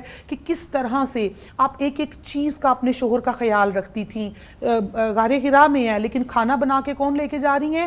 آپ کی بیوی لے کے جا رہی ہیں، پھر خود لے کے جا رہی ہیں. اور اللہ تعالیٰ بھی اکنالج کر رہے ہیں کہ یا رسول اللہ، جبرائیل امین کہہ رہے ہیں کہ وہ خدیجہ آ رہی ہیں، ان کو اللہ کا میرا سلام جو ہے بالکل. اور پھر جو ہے سب سے پہلے کلمہ، سب سے پہلے اسلام کو ایکسیپٹ کس نے کیا، سب سے پہلے کلمہ کس نے پڑھا، سب سے پہلے حضور علیہ السلام کی زبان مبارک کا یقین کس نے کیا، وہ بھی ایک خاتون ہے. آج جو لوگ جو یہ مغرب ہے ہمارا، وہ خواتین کے حقوق کا علمبردار بنتا ہے. دیکھیں اسلام نے کیسے خواتین کو امپاورمنٹ کیا، کس طرح سے رائٹس دیے. سب سے پہلے کلمہ خاتون نے پڑھا، سب سے پہلے جو حضور کی اقتداء میں نماز کس نے پڑھی، وہ بھی ایک عورت نے پڑھی، جناب خدیجہ سلام اللہ علیہ نے پڑھی. اچھا ناہیدہ دیکھیے جو سب سے خوبصورت بات ہے وہ یہ ہے کہ آپ نے کبھی شکوہ ہم نے نہیں دیکھا تاریخ نے کہیں شکوہ کو ریکارڈ کیا. شاب ابی طالب میں وہ پرنسس ایک ایسی خاتون جس کے قافلے ہیں جو مالدار ہے, جس سے لوگ ملنے کے لیے تڑپتے ہیں, بے قرار رہتے ہیں. 400 امپلائیز کی تعداد, امپلائیز, ہاں, اور انہیں محصور کر دیا جاتا ہے, اور کھانے کے لیے پتے ہیں اور بعض اوقات تو چمڑا ہے کہ جس کو وہ کھا رہے ہیں. اور یہی وجہ تھی کہ جس کی وجہ سے پھر بیماری اور پھر آپ کا انتقال ہوتا ہے. عام الحزن ہے وہ سال جس میں حضرت ابو طالب اور حضرت عائشہ الکبریٰ رضی اللہ تعالیٰ عنہ کی وفات ہوتی ہے. لیکن کہیں شکوہ نہیں. ہمارے ہاں تو ذرا سا کچھ ہو جائے تو ہم خواتین کتنے شکوے کرتی ہیں کہ کچھ بھی اچھا نہیں ہوا, یا میرے ساتھ تو یہ اچھا نہیں ہوا, مجھے تو وہ نہیں ملا, یہ نہیں ملا. آپ نے اپنی دولت بھی, اپنی زندگی بھی, اپنا سب کچھ وقف کیا, اور اس کے بدلے میں اللہ تعالیٰ نے انہیں وہ مقام دیا کہ آپ صلی اللہ علیہ وسلم کی جو نسل چلی ہے وہ آپ حضرت خدیجۃ الکبریٰ کے بطن سے ہی ہے. اور یہ بھی ایک بہت بڑا درجہ اور مقام, بہت بڑا درجہ ہے. بالکل. اللہ تعالیٰ درجات اور مقام میں اور بلند کرے حضرت خدیجۃ الکبریٰ رضی اللہ تعالیٰ عنہ کو, اور ان کے توسط سے ہماری زندگیوں میں بھی وہ رحمت اور وہ فیض رہے جو کہ گھروں میں سکون اور آپس میں مودت کا, آپس میں ایک دوسرے کے ساتھ مل جل کے اچھی طرح سے رہنے کا ذریعہ اور باعث بنے. آمین. کچھ کلام بھی اس وقت تیار کیا ہوا ہے نور نے, سو نور آمنہ پیش کریں گی. خدیجۃ الکبریٰ ہاں, ان پہ سلام. بارگاہ میں کوشش کروں گی کہ ان کی ہے سب سے جدا آپ کی یہ شان, خدیجہ ہے سب سے جدا آپ کی یہ شان, خدیجہ ہے سب سے جدا آپ کی یہ شان, خدیجہ ہے آپ محمد کی دل و جان, خدیجہ ہے آپ محمد کی دل و جان, خدیجہ ٹکڑوں پہ تیرے سارے مسلمان پلے ہیں, بھولے گا نا اسلام یہ احسان, خدیجہ بھولے گا نا اسلام یہ احسان, خدیجہ اور ہے حد فضائل کے تو ملکہ ہے عرب کی, ہے حد فضائل کے تو ملکہ ہے عرب کی, شوہر ہے تیرا دین کا سلطان, خدیجہ شوہر ہے تیرا دین کا سلطان, خدیجہ خود ابی بھی انہیں کہتی ہے مادر,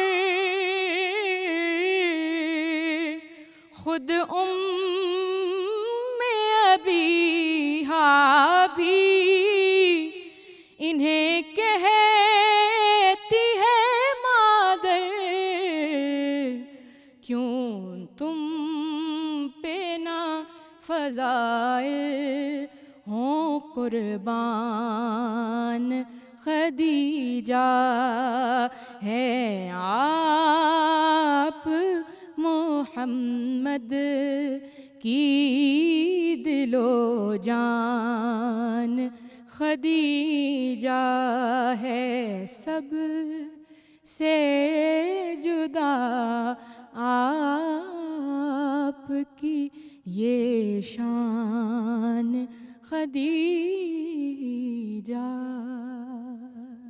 خوش آمدید. ہم ہیں تلو کچن میں. شاید آپ کو تلو کوکنگ آئل جو کہ ہم ڈال چکے ہیں اور گرم ہونے کے لیے رکھ چکے ہیں اس کے تھوڑی تھوڑی آواز آ رہی ہو گرم ہونے کی.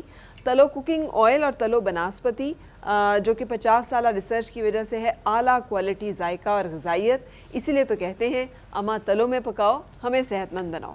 السلام علیکم. وعلیکم السلام. شیف اقراء آج ہمارے ساتھ ہیں اور کیا بنا رہی ہیں؟ آج میں بنا رہی ہوں رمضان اسپیشل کے حوالے سے نیو ڈش ہے chicken butter fry. Chicken butter fry. جی چکن بٹر فلائی. جی بٹر فلائی. واہ واہ واہ. کیا کیا کچھ ڈل رہا ہے اس میں؟ اس میں سب سے پہلے چکن ½ kg. ٹھیک ہے. اور یہ بون لیس ہونا ضروری ہے؟ جی جی بون لیس. ٹھیک. اور یہ پوٹیٹو ہمارے سلائس میں باریک باریک سلائس کیے. اچھا ایسے کاٹے ہوئے. جی جی باریک باریک سلائس. ٹھیک. پھر اس میں جائے گا چکن کے اندر ہماری yoghurt, lemon juice, dark soya sauce اور کلر پاؤڈر کوئی بھی آپ لے سکتی ہیں, ریڈ بھی یلو بھی. یہ یلو پاؤڈر ہے, زردہ رنگ جسے. جی جی زردہ. اور گرین چلی چوپ کی ہوئی ہے بالکل. ٹھیک. چاٹ مسالہ, یہ بلیک پیپر, کریش چلی یا یہ chilli powder, salt, ginger garlic paste. ٹھیک. بس تو یہ سب چیزیں اب بنانا شروع کریں ہم. آپ نے انگریڈینٹس تو دیکھ لیے ہوں گے کیسے بنے گا کیونکہ آئل خاصا گرم ہو چکا ہے. چکن کو میرینیٹ کروں. ٹھیک ہے ٹھیک ہے. چکن کو میرینیٹ کریں گے ہم. اور کتنی دیر میرینیٹ کے ہو کے رہنے دینا ہے؟ یہ ½ اور یا 15 سے 20 منٹ تک. اچھا دیکھیں تلو کا یہ جار بھی اگر آپ لیتے ہیں نا تلو کی آئل تو اس کے ساتھ آپ کو یہ جار بھی ملے گا اور یہ بڑا ہی کمفرٹیبل ہے اور ایزی ہے یوز کرنا. اگر آپ پیکٹ میں بھی خرید کے لے کے آتے ہیں آپ اس جار میں رکھ لیں. اگر یہ جار نہیں بھی ہے تو اسی طرح کا کوئی بھی جار گھر میں جو آپ کے پاس ہے جس سے آپ ایزیلی آئل جو ہے وہ ڈال سکتے ہیں, گرے گا بھی نہیں اور پھر اس کو آپ کفایت شعاری کے ساتھ استعمال بھی کر سکتے ہیں. اب کیا ہوگا؟ سب سے پہلے میں یوگرٹ ڈالوں گی اس میں. ٹھیک ہے.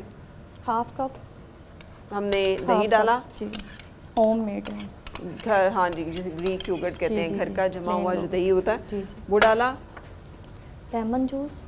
Lemon juice. ٹھیک. 2 ٹیبل اسپون. ٹھیک ہے. 2 کھانے کے چمچ بھر کے ہم نے اس میں لیمن جوس ڈال دیا. اس کو میں آنکھ بند کر دیتی ہوں فی الحال کیونکہ ہمارا تلو کوکنگ آئل جو ہے یہ خوب گرم ہو چکا ہے. Dark soya sauce 1 T spoon. ٹھیک. 1 چائے کا چمچ ہم نے ڈارک سویا سوس ڈال دیا. گرین چلی یہ 1 سے 2 ہے چوپ کی ہوئی. ٹھیک ہے. ہری مرچ کٹی ہوئی ہم نے ڈال لی ہے. یہ چاٹ مسالہ. ٹھیک. چاٹ 1 ٹی اسپون. زبردست. کریش یہ chilli powder 1 T spoon. Black paper 1 T spoon. ٹھیک ہے. Salt 1 T spoon. ٹھیک. یہ جنجر گارلک کا پیسٹ یہ ہے 2 ٹیبل اسپون. ٹھیک ہے. لہسن ادرک کا پیسٹ بھی ڈال لیا. ٹھیک ہے. سوائے یہ ڈارک سویا سوس کے باقی تمام مسالے وہ جو کہ فوڈ کلر ڈال رہے ہوتے ہیں ہر دفعہ اپنے کھانوں میں. ٹھیک ہے. تھوڑا سا ہم نے زردہ رنگ بھی ڈال دیا. اب کیا ہوگا؟ اب مکس کروں گی اس کو. اور مکس کرنے کے بعد اسے کوک کریں گی. اس کو مکس کرنے کے بعد اس کو پوٹیٹو میں کروں گی کوک. پوٹیٹو میں کوک کروں؟ جی جی. یہ پتہ نہیں اب کیسے ہوگا کیا ہوگا یہ جاننے کے لیے آپ ہمارے ساتھ رہیں اور ریسیپی دیکھتے رہیں. ٹھیک ہے. سو یہ بڑا زبردست سا اس کا ایک کلر بھی آ گیا ہے اور کنسسٹنسی بھی بن گئی ہے. اب اس کے بعد پوٹیٹو کو میں کورن فلور جو پانی کے اندر ہم نے کر لیا تھا پھر اس میں مکس کروں گی. اچھا یہ جو آلو کے قطرے پوٹیٹو ہیں کو اس کے اندر. جی اچھا یہ کارن فلور ہم نے مکس کر کے تو ایک پہلے بنا سے لیا رکھ لیا تھا. ٹھیک ہے. اس میں اب ہم نے جو یہ آلو اتنے باریک اتنے خوبصورت کیسے کٹیں گے؟ یہ باریک سلائس میں بالکل باریک باریک چھری سے ہاں باریک باریک کاٹتے ہیں.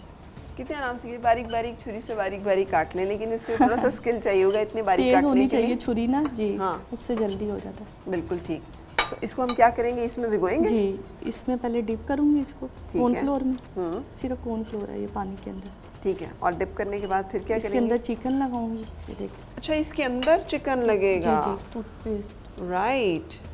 सो ये चिकन का एक पीस लिया, तो हमने इसके अंदर रखा, फिर उसके बाद फ्राई करूँगी। और ये हमारी बटरफ्लाई बन गई जी।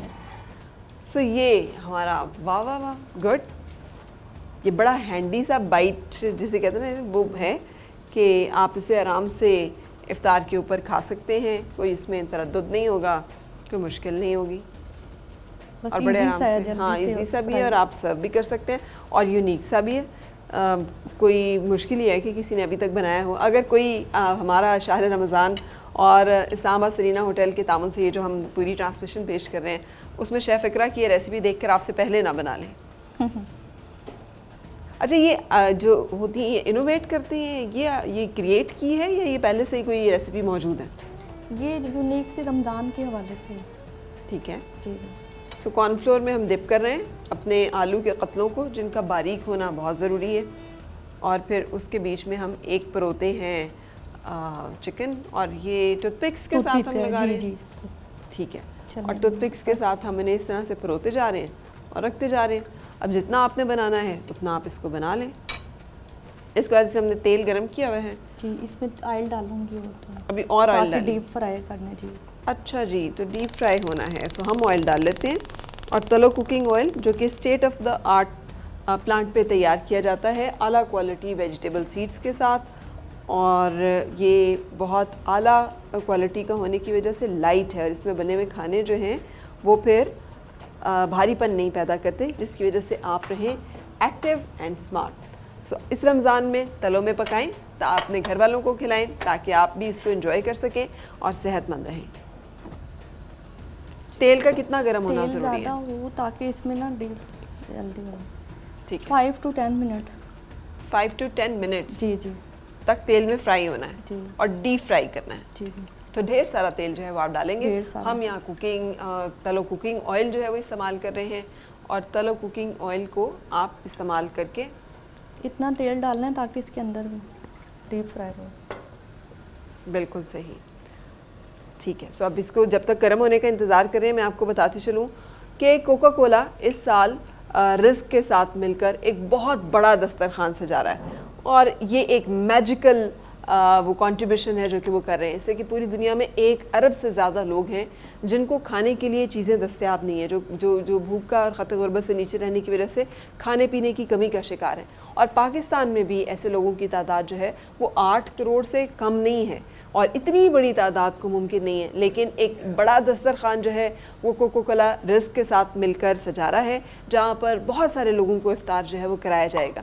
आप भी कंट्रीब्यूट कर सकते हैं, और उसके लिए जगह जगह जो बिल बोर्ड्स लगे हुए हैं उन पे कोका कोला की फैमिली साइज़ बॉटल के ऊपर जो QR कोड मौजूद है, उस कोड को अपने मोबाइल फ़ोन से स्कैन करें तो आप भी डोनेट कर सकेंगे।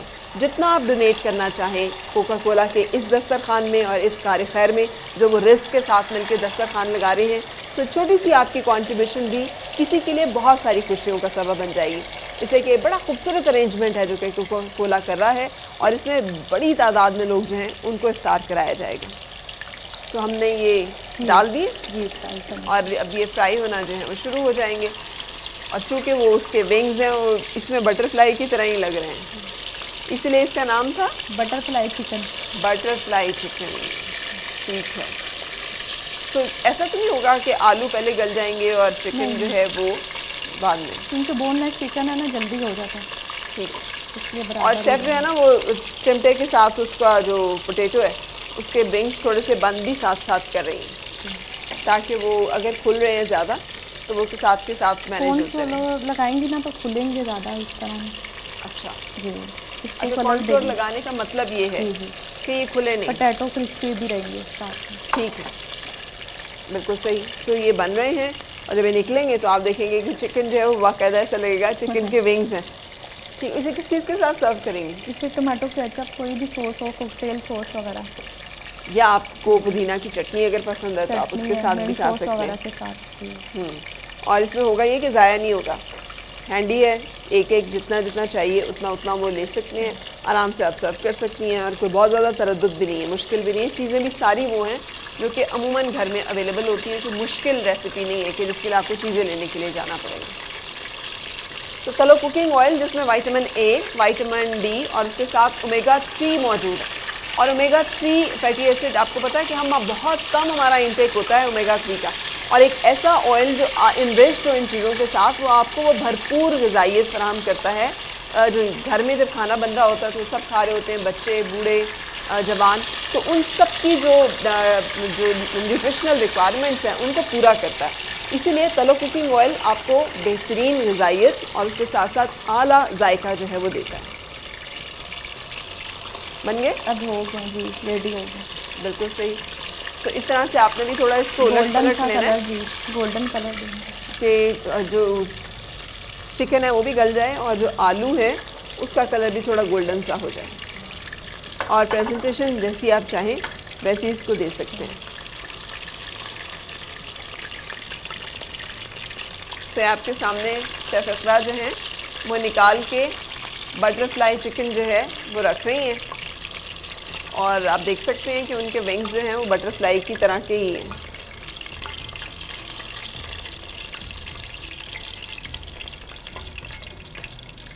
اور اگر چکن کو تھوڑا سا پہلے کوک کر لیا جائے اور پھر رکھ لیا جائے تو بھی ٹھیک ہے. اس سے بھی ٹھیک ہے جی. اگر آپ کو یہ لگے نا کہ چکن کو تھوڑا سا، کچھ لوگوں کو میری طرح ذرا زیادہ کوک چیزیں کھانے کی عادت ہوتی ہے، تو پھر چکن کو ہلکا سا پہلے کوک کر لیں اور پھر وہ اس کے اندر لگا کے فرائی کر لیں، تو آپ کو یہ بھی نہیں رہے گا وہم کے. میکسیمم ویسے آئل کے اندر ہو ہی جائے گا، کیونکہ ڈیپ آئل ڈالیں گے نا اسی میں آپ کے دونوں چیزیں فرائی ہو جائیں گی. ہاں بالکل آپ ٹھیک کہہ رہی ہیں، مگر وہ جیسے میں نے ایکسپلین کیا نا کہ اگر کرنا چاہیں تو یہ بھی آپشن ہے. اس طرح کر سکتے. سو ہمارے بٹر فلائی چکن تیار ہے. آپ بھی ٹرائی کیجیے گا اپنے دسترخوان پہ اور ہمیں فیڈ بیک دیجیے گا کہ آپ کو کیسا لگ رہا ہے یہ جو ریسیپیز سرینا اسلام آباد کے شیف جو ہے وہ شیئر کر رہے ہیں. اگر کوئی ایسی خاص ریسیپی ہے جو کہ آپ جاننا چاہتے ہیں، کیونکہ بڑی اوتھینٹک اور بڑی ریلائبل جو ہیں ریسیپیز آپ کو یہاں سے ہم دے رہے ہیں، تو آپ ہمیں لکھ سکتے ہیں. اور اس کے لیے بھی آپ @فرح_سعدیہ میرے انسٹاگرام پہ پوچھ سکتے ہیں، یا پھر @فرح_سعدیہ ٹویٹر پہ پوچھ سکتے ہیں، اور میں وہ ریسیپی جو ہے وہ کوشش کروں گی کہ آپ کو مل جائے فوراً، تاکہ آپ رمضان المبارک میں ہی ٹرائی کر سکیں. سو ایک بریک لیتے ہیں اور بریک کے بعد پھر ملتے ہیں.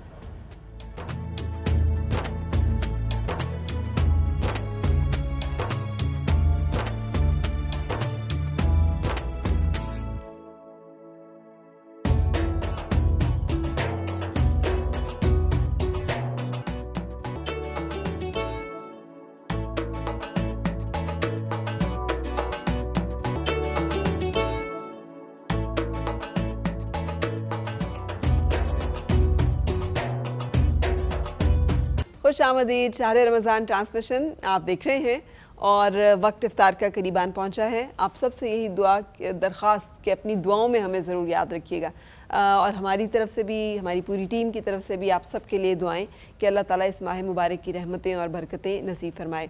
10ویں روزے کے ساتھ ہی رحمتوں کا عشرہ جو ہے وہ اختتام پذیر ہوتا ہے، لیکن اللہ تعالیٰ کی رحمت نہیں ختم ہوتی، وہ تو سالہ سال ہے، سدا بہار ہے. اور اس کے ساتھ ساتھ ابھی مغفرت کا جو عشرہ شروع ہو رہا ہے.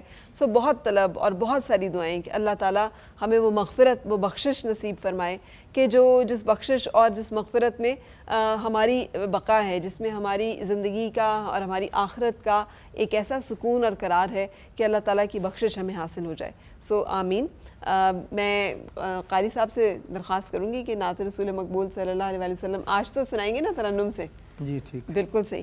لیکن اس سے پہلے ہم وائنڈ اپ کر لیں ذرا. نہیں تو پھر ہم جو خلاصہ قرآن میں سورہ یوسف تو ہم نے سارا اعادہ کر لیا کہ دنیا اس کی بے ثباتی اور اپنے کردار کے استحکام کے اوپر ہی آپ چلیں گے. اور اللہ تعالیٰ نے بیان فرمایا کہ میں یہ تمام غیب کی خبریں جو ہیں وہ آپ کو پہنچا رہا ہوں. سنا دیں آپ لوگوں کو کہ اس کے ذریعے سے وہ انہیں سمجھ ہو، عبرت ہو. جی بالکل. سورہ یوسف کا جو ہے وہ اینڈ ہونے جا رہا ہے، جس میں جو خواب جناب یوسف علیہ السلام نے بہت بچپن میں دیکھا تھا، اس کی تعبیر ہمیں نظر آ گئی. نہیں سورہ یوسف چھوڑ دیں، یہ جو میں نے خلاصہ کیا اسی لیے. ٹھیک. سورہ رات سے پک کریں. ٹھیک ہے. یہ میں نے اسی لیے وہ کیا کہ آپ کو کیوں ہو جائے کہ ٹھیک ہے نہیں سورہ رات پہ آ جاتے ہیں. جی جی جیسا کہ سورہ یوسف کا اینڈ ہو رہا ہے اور اگلی سورہ پاک جو ہے وہ سٹارٹ ہو رہی ہے سورہ رعد. اچھا سورہ رعد کو اگر میں بالکل بہت ہی جلدی میں اور اس کو صرف اس کا جو کرکس لینا چاہوں نا تو اس میں اللہ پاک نے ایک سبق آموز اس میں ہمیں جو ہے وہ ایک سبق ملتا ہے.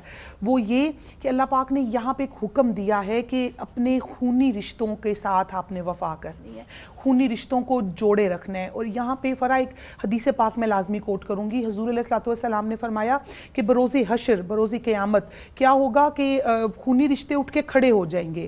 اگر کسی کو جنت میں لے جانے کا حکم ہو گیا تو خونی رشتے کھڑے ہو جائیں گے کہ اللہ پاک تو اس شخص کو کیسے جنت میں بھیج سکتا ہے, یہ تو مجھے توڑنے والا تھا. اب آج کی اگر ہم اس دور میں دیکھیں اور اگر ہم جو ہے خلاصہ قرآن میں یہاں سے سبق لینا چاہیں, جس طرح پروگرام کا اینڈ ہو رہا ہے, تو آج کے دور میں یہ چیز تو بالکل بھائی سگے بھائی کا دشمن بنا ہوا ہے. ہم لوگ جو ہیں وہ باقی خونی رشتے جس کا اللہ پاک حکم دیتے ہیں اپنے ماں کے سارے بہن بھائی اور باپ کے سارے بہن بھائی, تو وہ چچا خالہ تایا پھوپھی, ہم لوگ تو ان سب کو جو ہے وہ بالکل پس پشت ڈال چکے ہیں. پھر اس سورہ پاک میں اللہ پاک نے جو ہے اپنی وحدانیت کا بھی اعلان کروایا. پھر اس میں اللہ پاک نے جو ہے بہت سی نعمتوں کا, جب سٹارٹ ہوتی ہے سورت تو اس میں اپنی نعمتوں کا بھی ذکر کروایا, اور اپنی طاقتوں کا ذکر کروایا, اپنی طاقت کا جو ہے اسے ایگزیکٹلی. اور جب میں اس میں ایک اللہ پاک کی وہ ایک آیت مبارکہ اللہ پاک اپنی بڑائی کا ذکر کرتا ہے کہ جب میں کسی کے ساتھ جو ہے وہ برا کرنے کا وہ سوچ لوں تو پھر اس کو کوئی نہیں بچا سکتا. تو آج یہ رمضان المبارک کی رحمت کی گھڑیوں میں ہمیں اللہ کی رحمت مانگنی چاہیے. آمین. اور لیکن اس میں وہ کہتے ہیں نا کہ دعا مانگنی چاہیے. دیکھیے اتنا بڑا چیلنج کر دیا تھا شیطان نے قاری صاحب, اور اللہ تعالیٰ کے سامنے اکڑ گیا تھا اپنی غلطی کے اوپر کہ میں نہیں سجدہ کرتا اور تو نے غلط اس کو وہ کیا ہے. اللہ تعالیٰ نے اس کو مردود بھی قرار دے دیا, لیکن اس نے کہا کہ مجھے مہلت دے. پھر بھی اس نے اللہ تعالیٰ کی بارگاہ میں مانگا کہ مجھے مہلت دے, اور اللہ تعالیٰ نے وہ مہلت عطا کی. سو یہ اس کی شان رحیمی ہے کہ وہ چھوڑتا نہیں ہے کسی کو بھی. وہ ہماری غلطیوں کے باوجود ہماری غلطیوں سے کی پردہ پوشی بھی کرتا ہے اور اس کے ساتھ ساتھ عطا بھی کرتا ہے. سو اس سے یہی دعا ہے کہ ہمارے عیبوں کو چھپائے رکھے اور اپنی رحمتیں جو اپنی برکتوں کی لپیٹ میں رکھے ہمیں. آمین. سو نعت رسول مقبول صلی اللہ علیہ وآلہ وسلم, قاری بزرگ شاہ الازہری صاحب.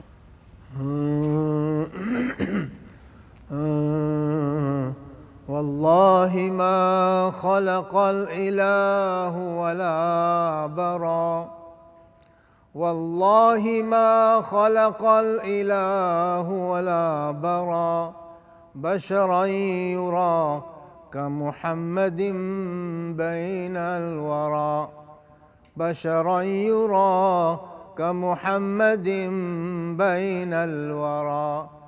صلى عليك الله, صلى عليك الله يا علم الهدى. جب لگوں سیرت کا نقشہ تھامنے, جب لگوں سیرت کا نقشہ تھامنے, ہو میرے آقا کا جلوہ سامنے, ہو میرے آقا کا جلوہ سامنے. بندگی سیکھی بشر نے آپ سے, بندگی سیکھی بشر نے آپ سے, بندگی سیکھی بشر نے آپ سے. راہ دکھلائی تیرے پیغام نے, راہ دکھلائی تیرے پیغام نے. آپ کا جلوہ خدا کے عرش پر, آپ کا جلوہ خدا کے عرش پر, دی گواہی جس کی صبح و شام نے, دی گواہی جس کی صبح و شام نے. روح کی نس نس میں پہنچایا سرور, روح کی نس نس میں پہنچایا سرور. عشق یا آقا کے عشق آقا سے لبالب جام نے، عشق آقا سے لبالب جام نے۔ کون جانے شان ختم المرسلین، کون جانے شان ختم المرسلین، یہ فقط جانا ہے سب علام نے، یہ فقط جانا ہے رب علام نے۔ ان کا وصف خاص ہے خیر الرسل، ان کا وصف خاص ہے خیر الرسل، خیر کا مژدہ دیا الہام نے، خیر کا مژدہ دیا الہام نے۔ ورد لب ہے ذکر نام مصطفیٰ، ورد لب ہے ذکر نام مصطفیٰ، پیار بخشا ہے محمد نام نے، پیار بخشا ہے محمد نام نے۔ مہکے مہکے پاک گیسو ابرو، مہکے مہکے پاک گیسو ابرو، نقش کیا کھینچا ملک رسام نے، نقش کیا کھینچا ملک رسام نے۔ کہکشائیں سب ہوئی زیر نگیں، کہکشائیں سب ہوئی زیر نگیں، جب بلایا رب نے ان کو سامنے، جب بلایا رب نے ان کو سامنے۔ کہکشائیں سب ہوئی زیر نگیں، جب بلایا رب نے ان کو سامنے۔ قاری اپنا ذوق ہے مدح رسول، قاری اپنا ذوق ہے مدح رسول، ہے یہ بخشا ان کے لطف عام نے، ہے یہ بخشا ان کے لطف عام نے۔ جب لگوں سیرت کا نقشہ تھامنے، ہو میرے آقا کا جلوہ سامنے۔ اللہم صلی وسلم وبارک علیہ۔ آمین آمین۔ رسول پاک صلی اللہ علیہ وسلم کے اسوہ ہی وہ سیدھا راستہ ہے جو مکمل قرآن کی تفسیر ہے اور جس پہ اللہ تعالیٰ چلنے کی ہمیں توفیق عطا فرمائے۔ یہاں پہ میں درخواست کروں گی اسید عالم سے کہ کوئی ایک نعت رسول مقبول صلی اللہ علیہ وسلم۔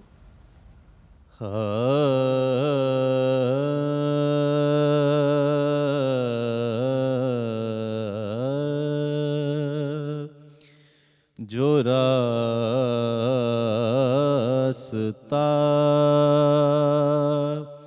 ہے محبت کا اختیار کیا،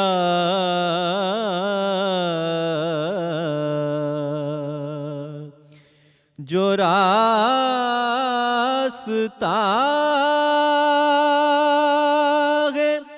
محبت کا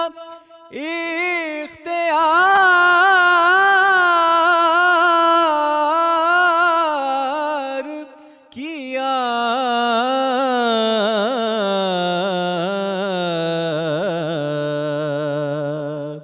متاع جان کو حضور آپ پر نثار کیا،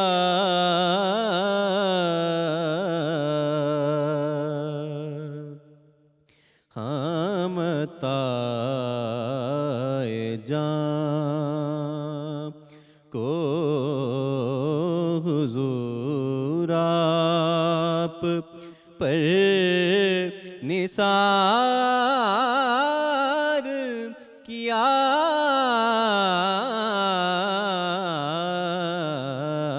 جو راستہ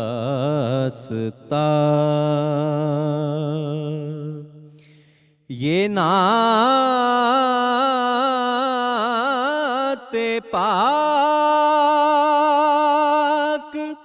جو سرمایہ حیات رہی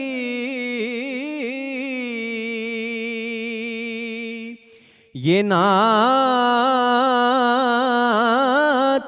پاک جو سرمایہ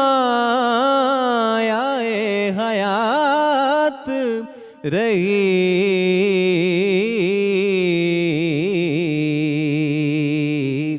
بس ایک ذکر جسے ہم نے بار بار کیا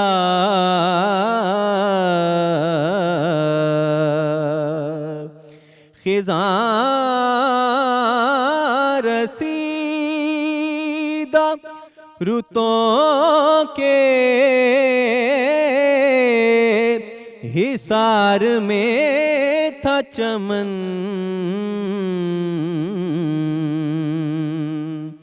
حضور آپ نے آ کر اسے بہار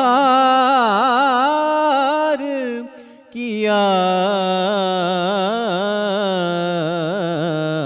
متائے جان کو حضور آپ پر نثار کیا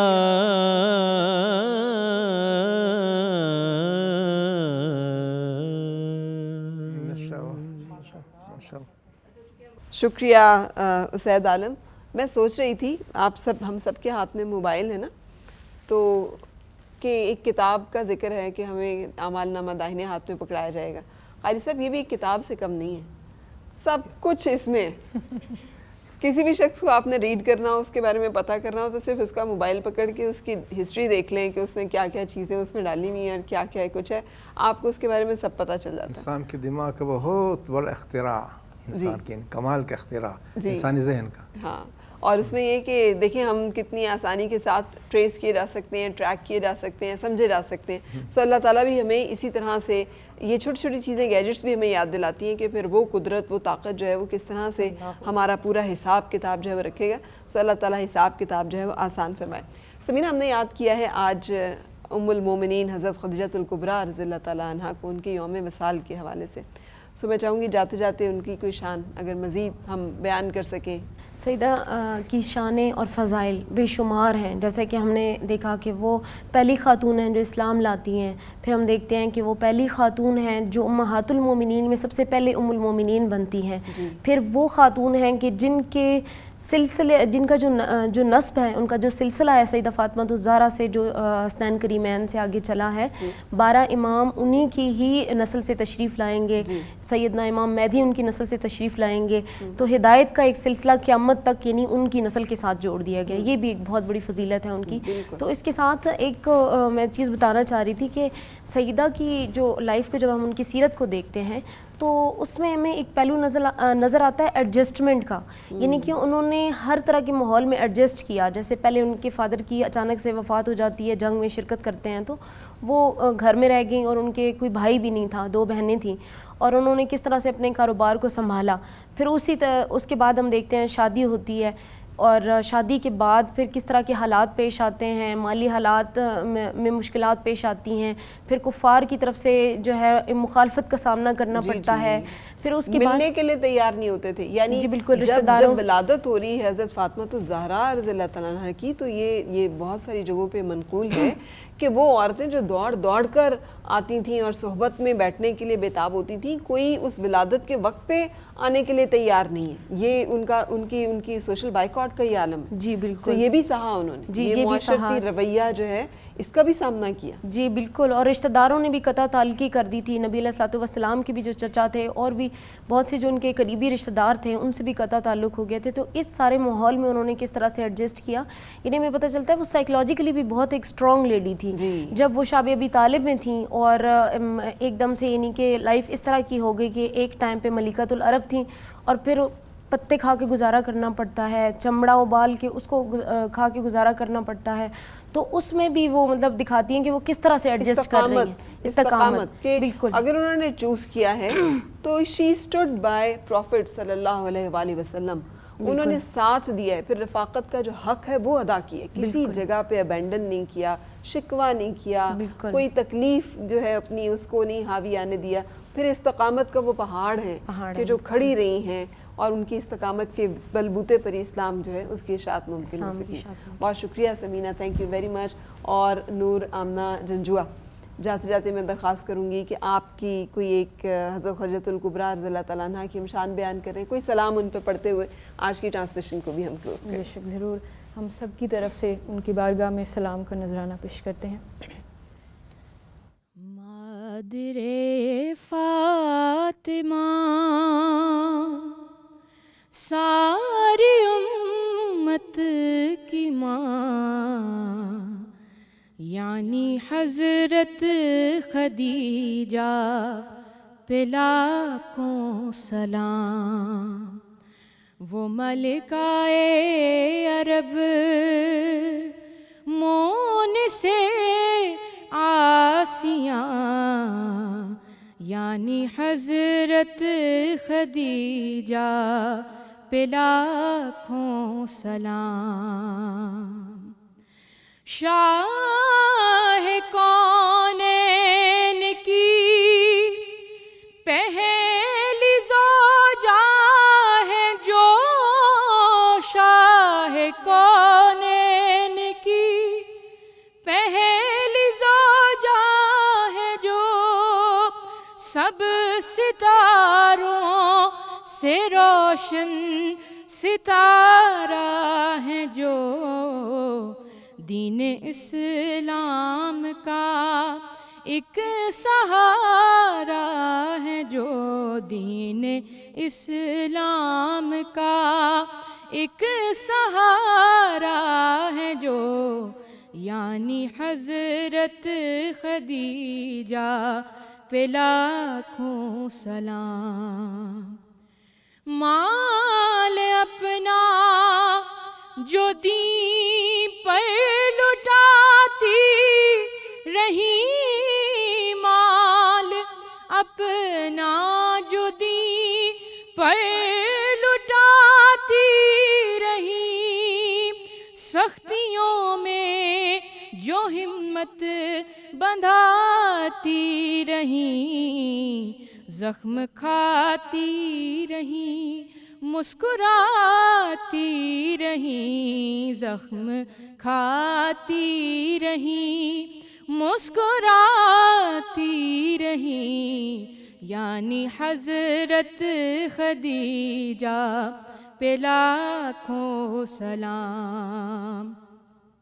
اور جن کو جبریل بھیجے خدا کا سلام، جن کو جبریل بھیجے خدا کا سلام، وہ جو عالی نسب طاہرہ صابرہ، یوم محشر نرید میری بارگاہ امید، یوم محشر نرید میری بارگاہ امید، یعنی حضرت خدیجہ پہ لاکھوں سلام. مادر فاطمہ ساری امت کی ماں، یعنی حضرت خدیجہ پہ لاکھوں سلام، یعنی حضرت خدیجہ پہ لاکھوں سلام. ماشاءاللہ کیا خوبصورت کلام آپ نے. یہ آج کے دن کا تقاضا ہے کہ جو ہم یاد کر رہے ہیں اس کا مطلب بھی یہی ہے کہ ان کی قربانیوں کو، ان کی مشقتوں کو، ان کی خدمات کو، ان کی جو کاوشیں ہیں اس دین اسلام کے اشاعت میں، اسے نہ صرف یاد رکھا جائے بلکہ اللہ تعالیٰ اس کا درجہ اور مقام جو ہے وہ عطا کرے ہماری ماں کو. اجازت لینے کا وقت ہے آپ سب کے ساتھ، لیکن اجازت لیتے ہوئے ایک چھوٹی سی بات جو ہے مجھے اس دوران جب آپ کی کلام پڑھ رہی تھیں تب یاد آئی. رسول پاک صلی اللہ علیہ وسلم بدر کے بعد قیدی جو ہیں وہ لائے جا رہے ہیں، آپ تشریف فرما ہیں اور یہ طے ہوا ہے کہ یا تو فدیہ دیا جائے گا ان قیدیوں کا رہا کرنے کے لیے، یا پھر یہ ہے کہ وہ کچھ لوگوں کو پڑھا دیں تاکہ اس کے بدلے انہیں رہائی مل جائے گی. رسول پاک صلی اللہ علیہ وسلم کی ایک صاحبزادی جو کہ حضرت خدیجہ سے ہیں اور وہ ابھی مکہ میں مقیم ہیں، ان کے شوہر جو کہ کافر ہیں اور وہ قیدی کی صورت میں لائے جاتے ہیں سامنے، اور اس کے فدیہ میں آپ صلی اللہ علیہ وسلم کی صاحبزادی ایک ہار بیچتی ہیں، اور وہ ہار حضرت خدیجہ الکبریٰ رضی اللہ تعالیٰ عنہ کا ہے جو کہ والدہ نے بیٹی کو تحفتاً دیا ہوا ہے. اور وہ ہار جب رسول پاک صلی اللہ علیہ وسلم کے سامنے آتا ہے تو حضرت خدیجہ الکبریٰ کا وہ ہار پہچان کر آپ دیدہ ہو جاتے ہیں اور کہتے ہیں اپنے صحابہ سے کہ یہ خدیجہ کا ہار ہے، تو کیا یہ ہو سکتا ہے کہ میں اپنی بیٹی کو یہ ہار واپس کر دوں اور کہ ماں کی جو چیز ہے وہ بیٹی کے پاس رہے اور رہائی جو ہے وہ دے سکوں. آپ صلی اللہ علیہ وسلم ساری زندگی یاد کرتے رہے. کوئی کھانا بنتا تھا تو کوشش ہوتی تھی کہ اس کو تقسیم کر دیا جائے حضرت خدیجہ الکبریٰ رضی اللہ تعالیٰ عنہ کی دوستوں میں، اور ساری زندگی آپ حضرت خدیجہ الکبریٰ کی کاوشیں، ان کی کنٹریبیوشنز کو ایکنالج بھی کرتے رہے اور آپ سے محبت کا جو سلسلہ تھا وہ ساری زندگی جڑا رہا. اللہ تعالیٰ ہمیں بھی توفیق دے کہ ہم اپنی اس ماں کے نقش قدم پہ چل سکیں اور اسی طرح سے اپنی زندگیوں کو بھی انہی خوبصورتیوں سے بھر سکیں جس طرح سے آپ نے رسول پاک صلی اللہ علیہ وسلم کے گھر کو، ان کی زندگی کو ایک خوبصورتی کا، سکون کا مرکز اور مجموعہ بنایا تھا. آج جب پروگرام کا ہم اختتام کر رہے ہیں، میں آپ کو یہ بتاتی چلوں کہ کراچی میں کوکا کولا نے ایک بہت بڑا دسترخوان سجایا، اور اس دسترخوان میں ایک ایسے شہر میں جو کہ ویسے ہی غریب نواز شہر ہے، بہت سارے لوگ ہیں جو کہ شہر میں فٹ پاتھ پہ سوتے ہیں یا پھر رہنے کے لیے گھر نہیں ہے، کھانے کے لیے جگہ نہیں ہے. پاکستان میں بہت سارے لوگ ہیں جن کے پاس شاید 2 وقت کا کھانا نہیں ہوتا، اس طرح کا افطار نہیں ہوتا جس طرح کا آپ اپنے گھر میں کرتے ہیں. کوکا کولا نے ان کے لیے ایک وسیع دسترخوان کا اہتمام کیا. وہ کیا ہے، کیسے ہے، میں آپ کو دکھاؤں گی وہ مناظر، اور ہمیں اجازت دیجیے شہر رمضان ٹرانسمیشن سے. انشاءاللہ حاضر ہوں گے کل پھر شام 4 بجے. اس وقت تک کے لیے اللہ حافظ.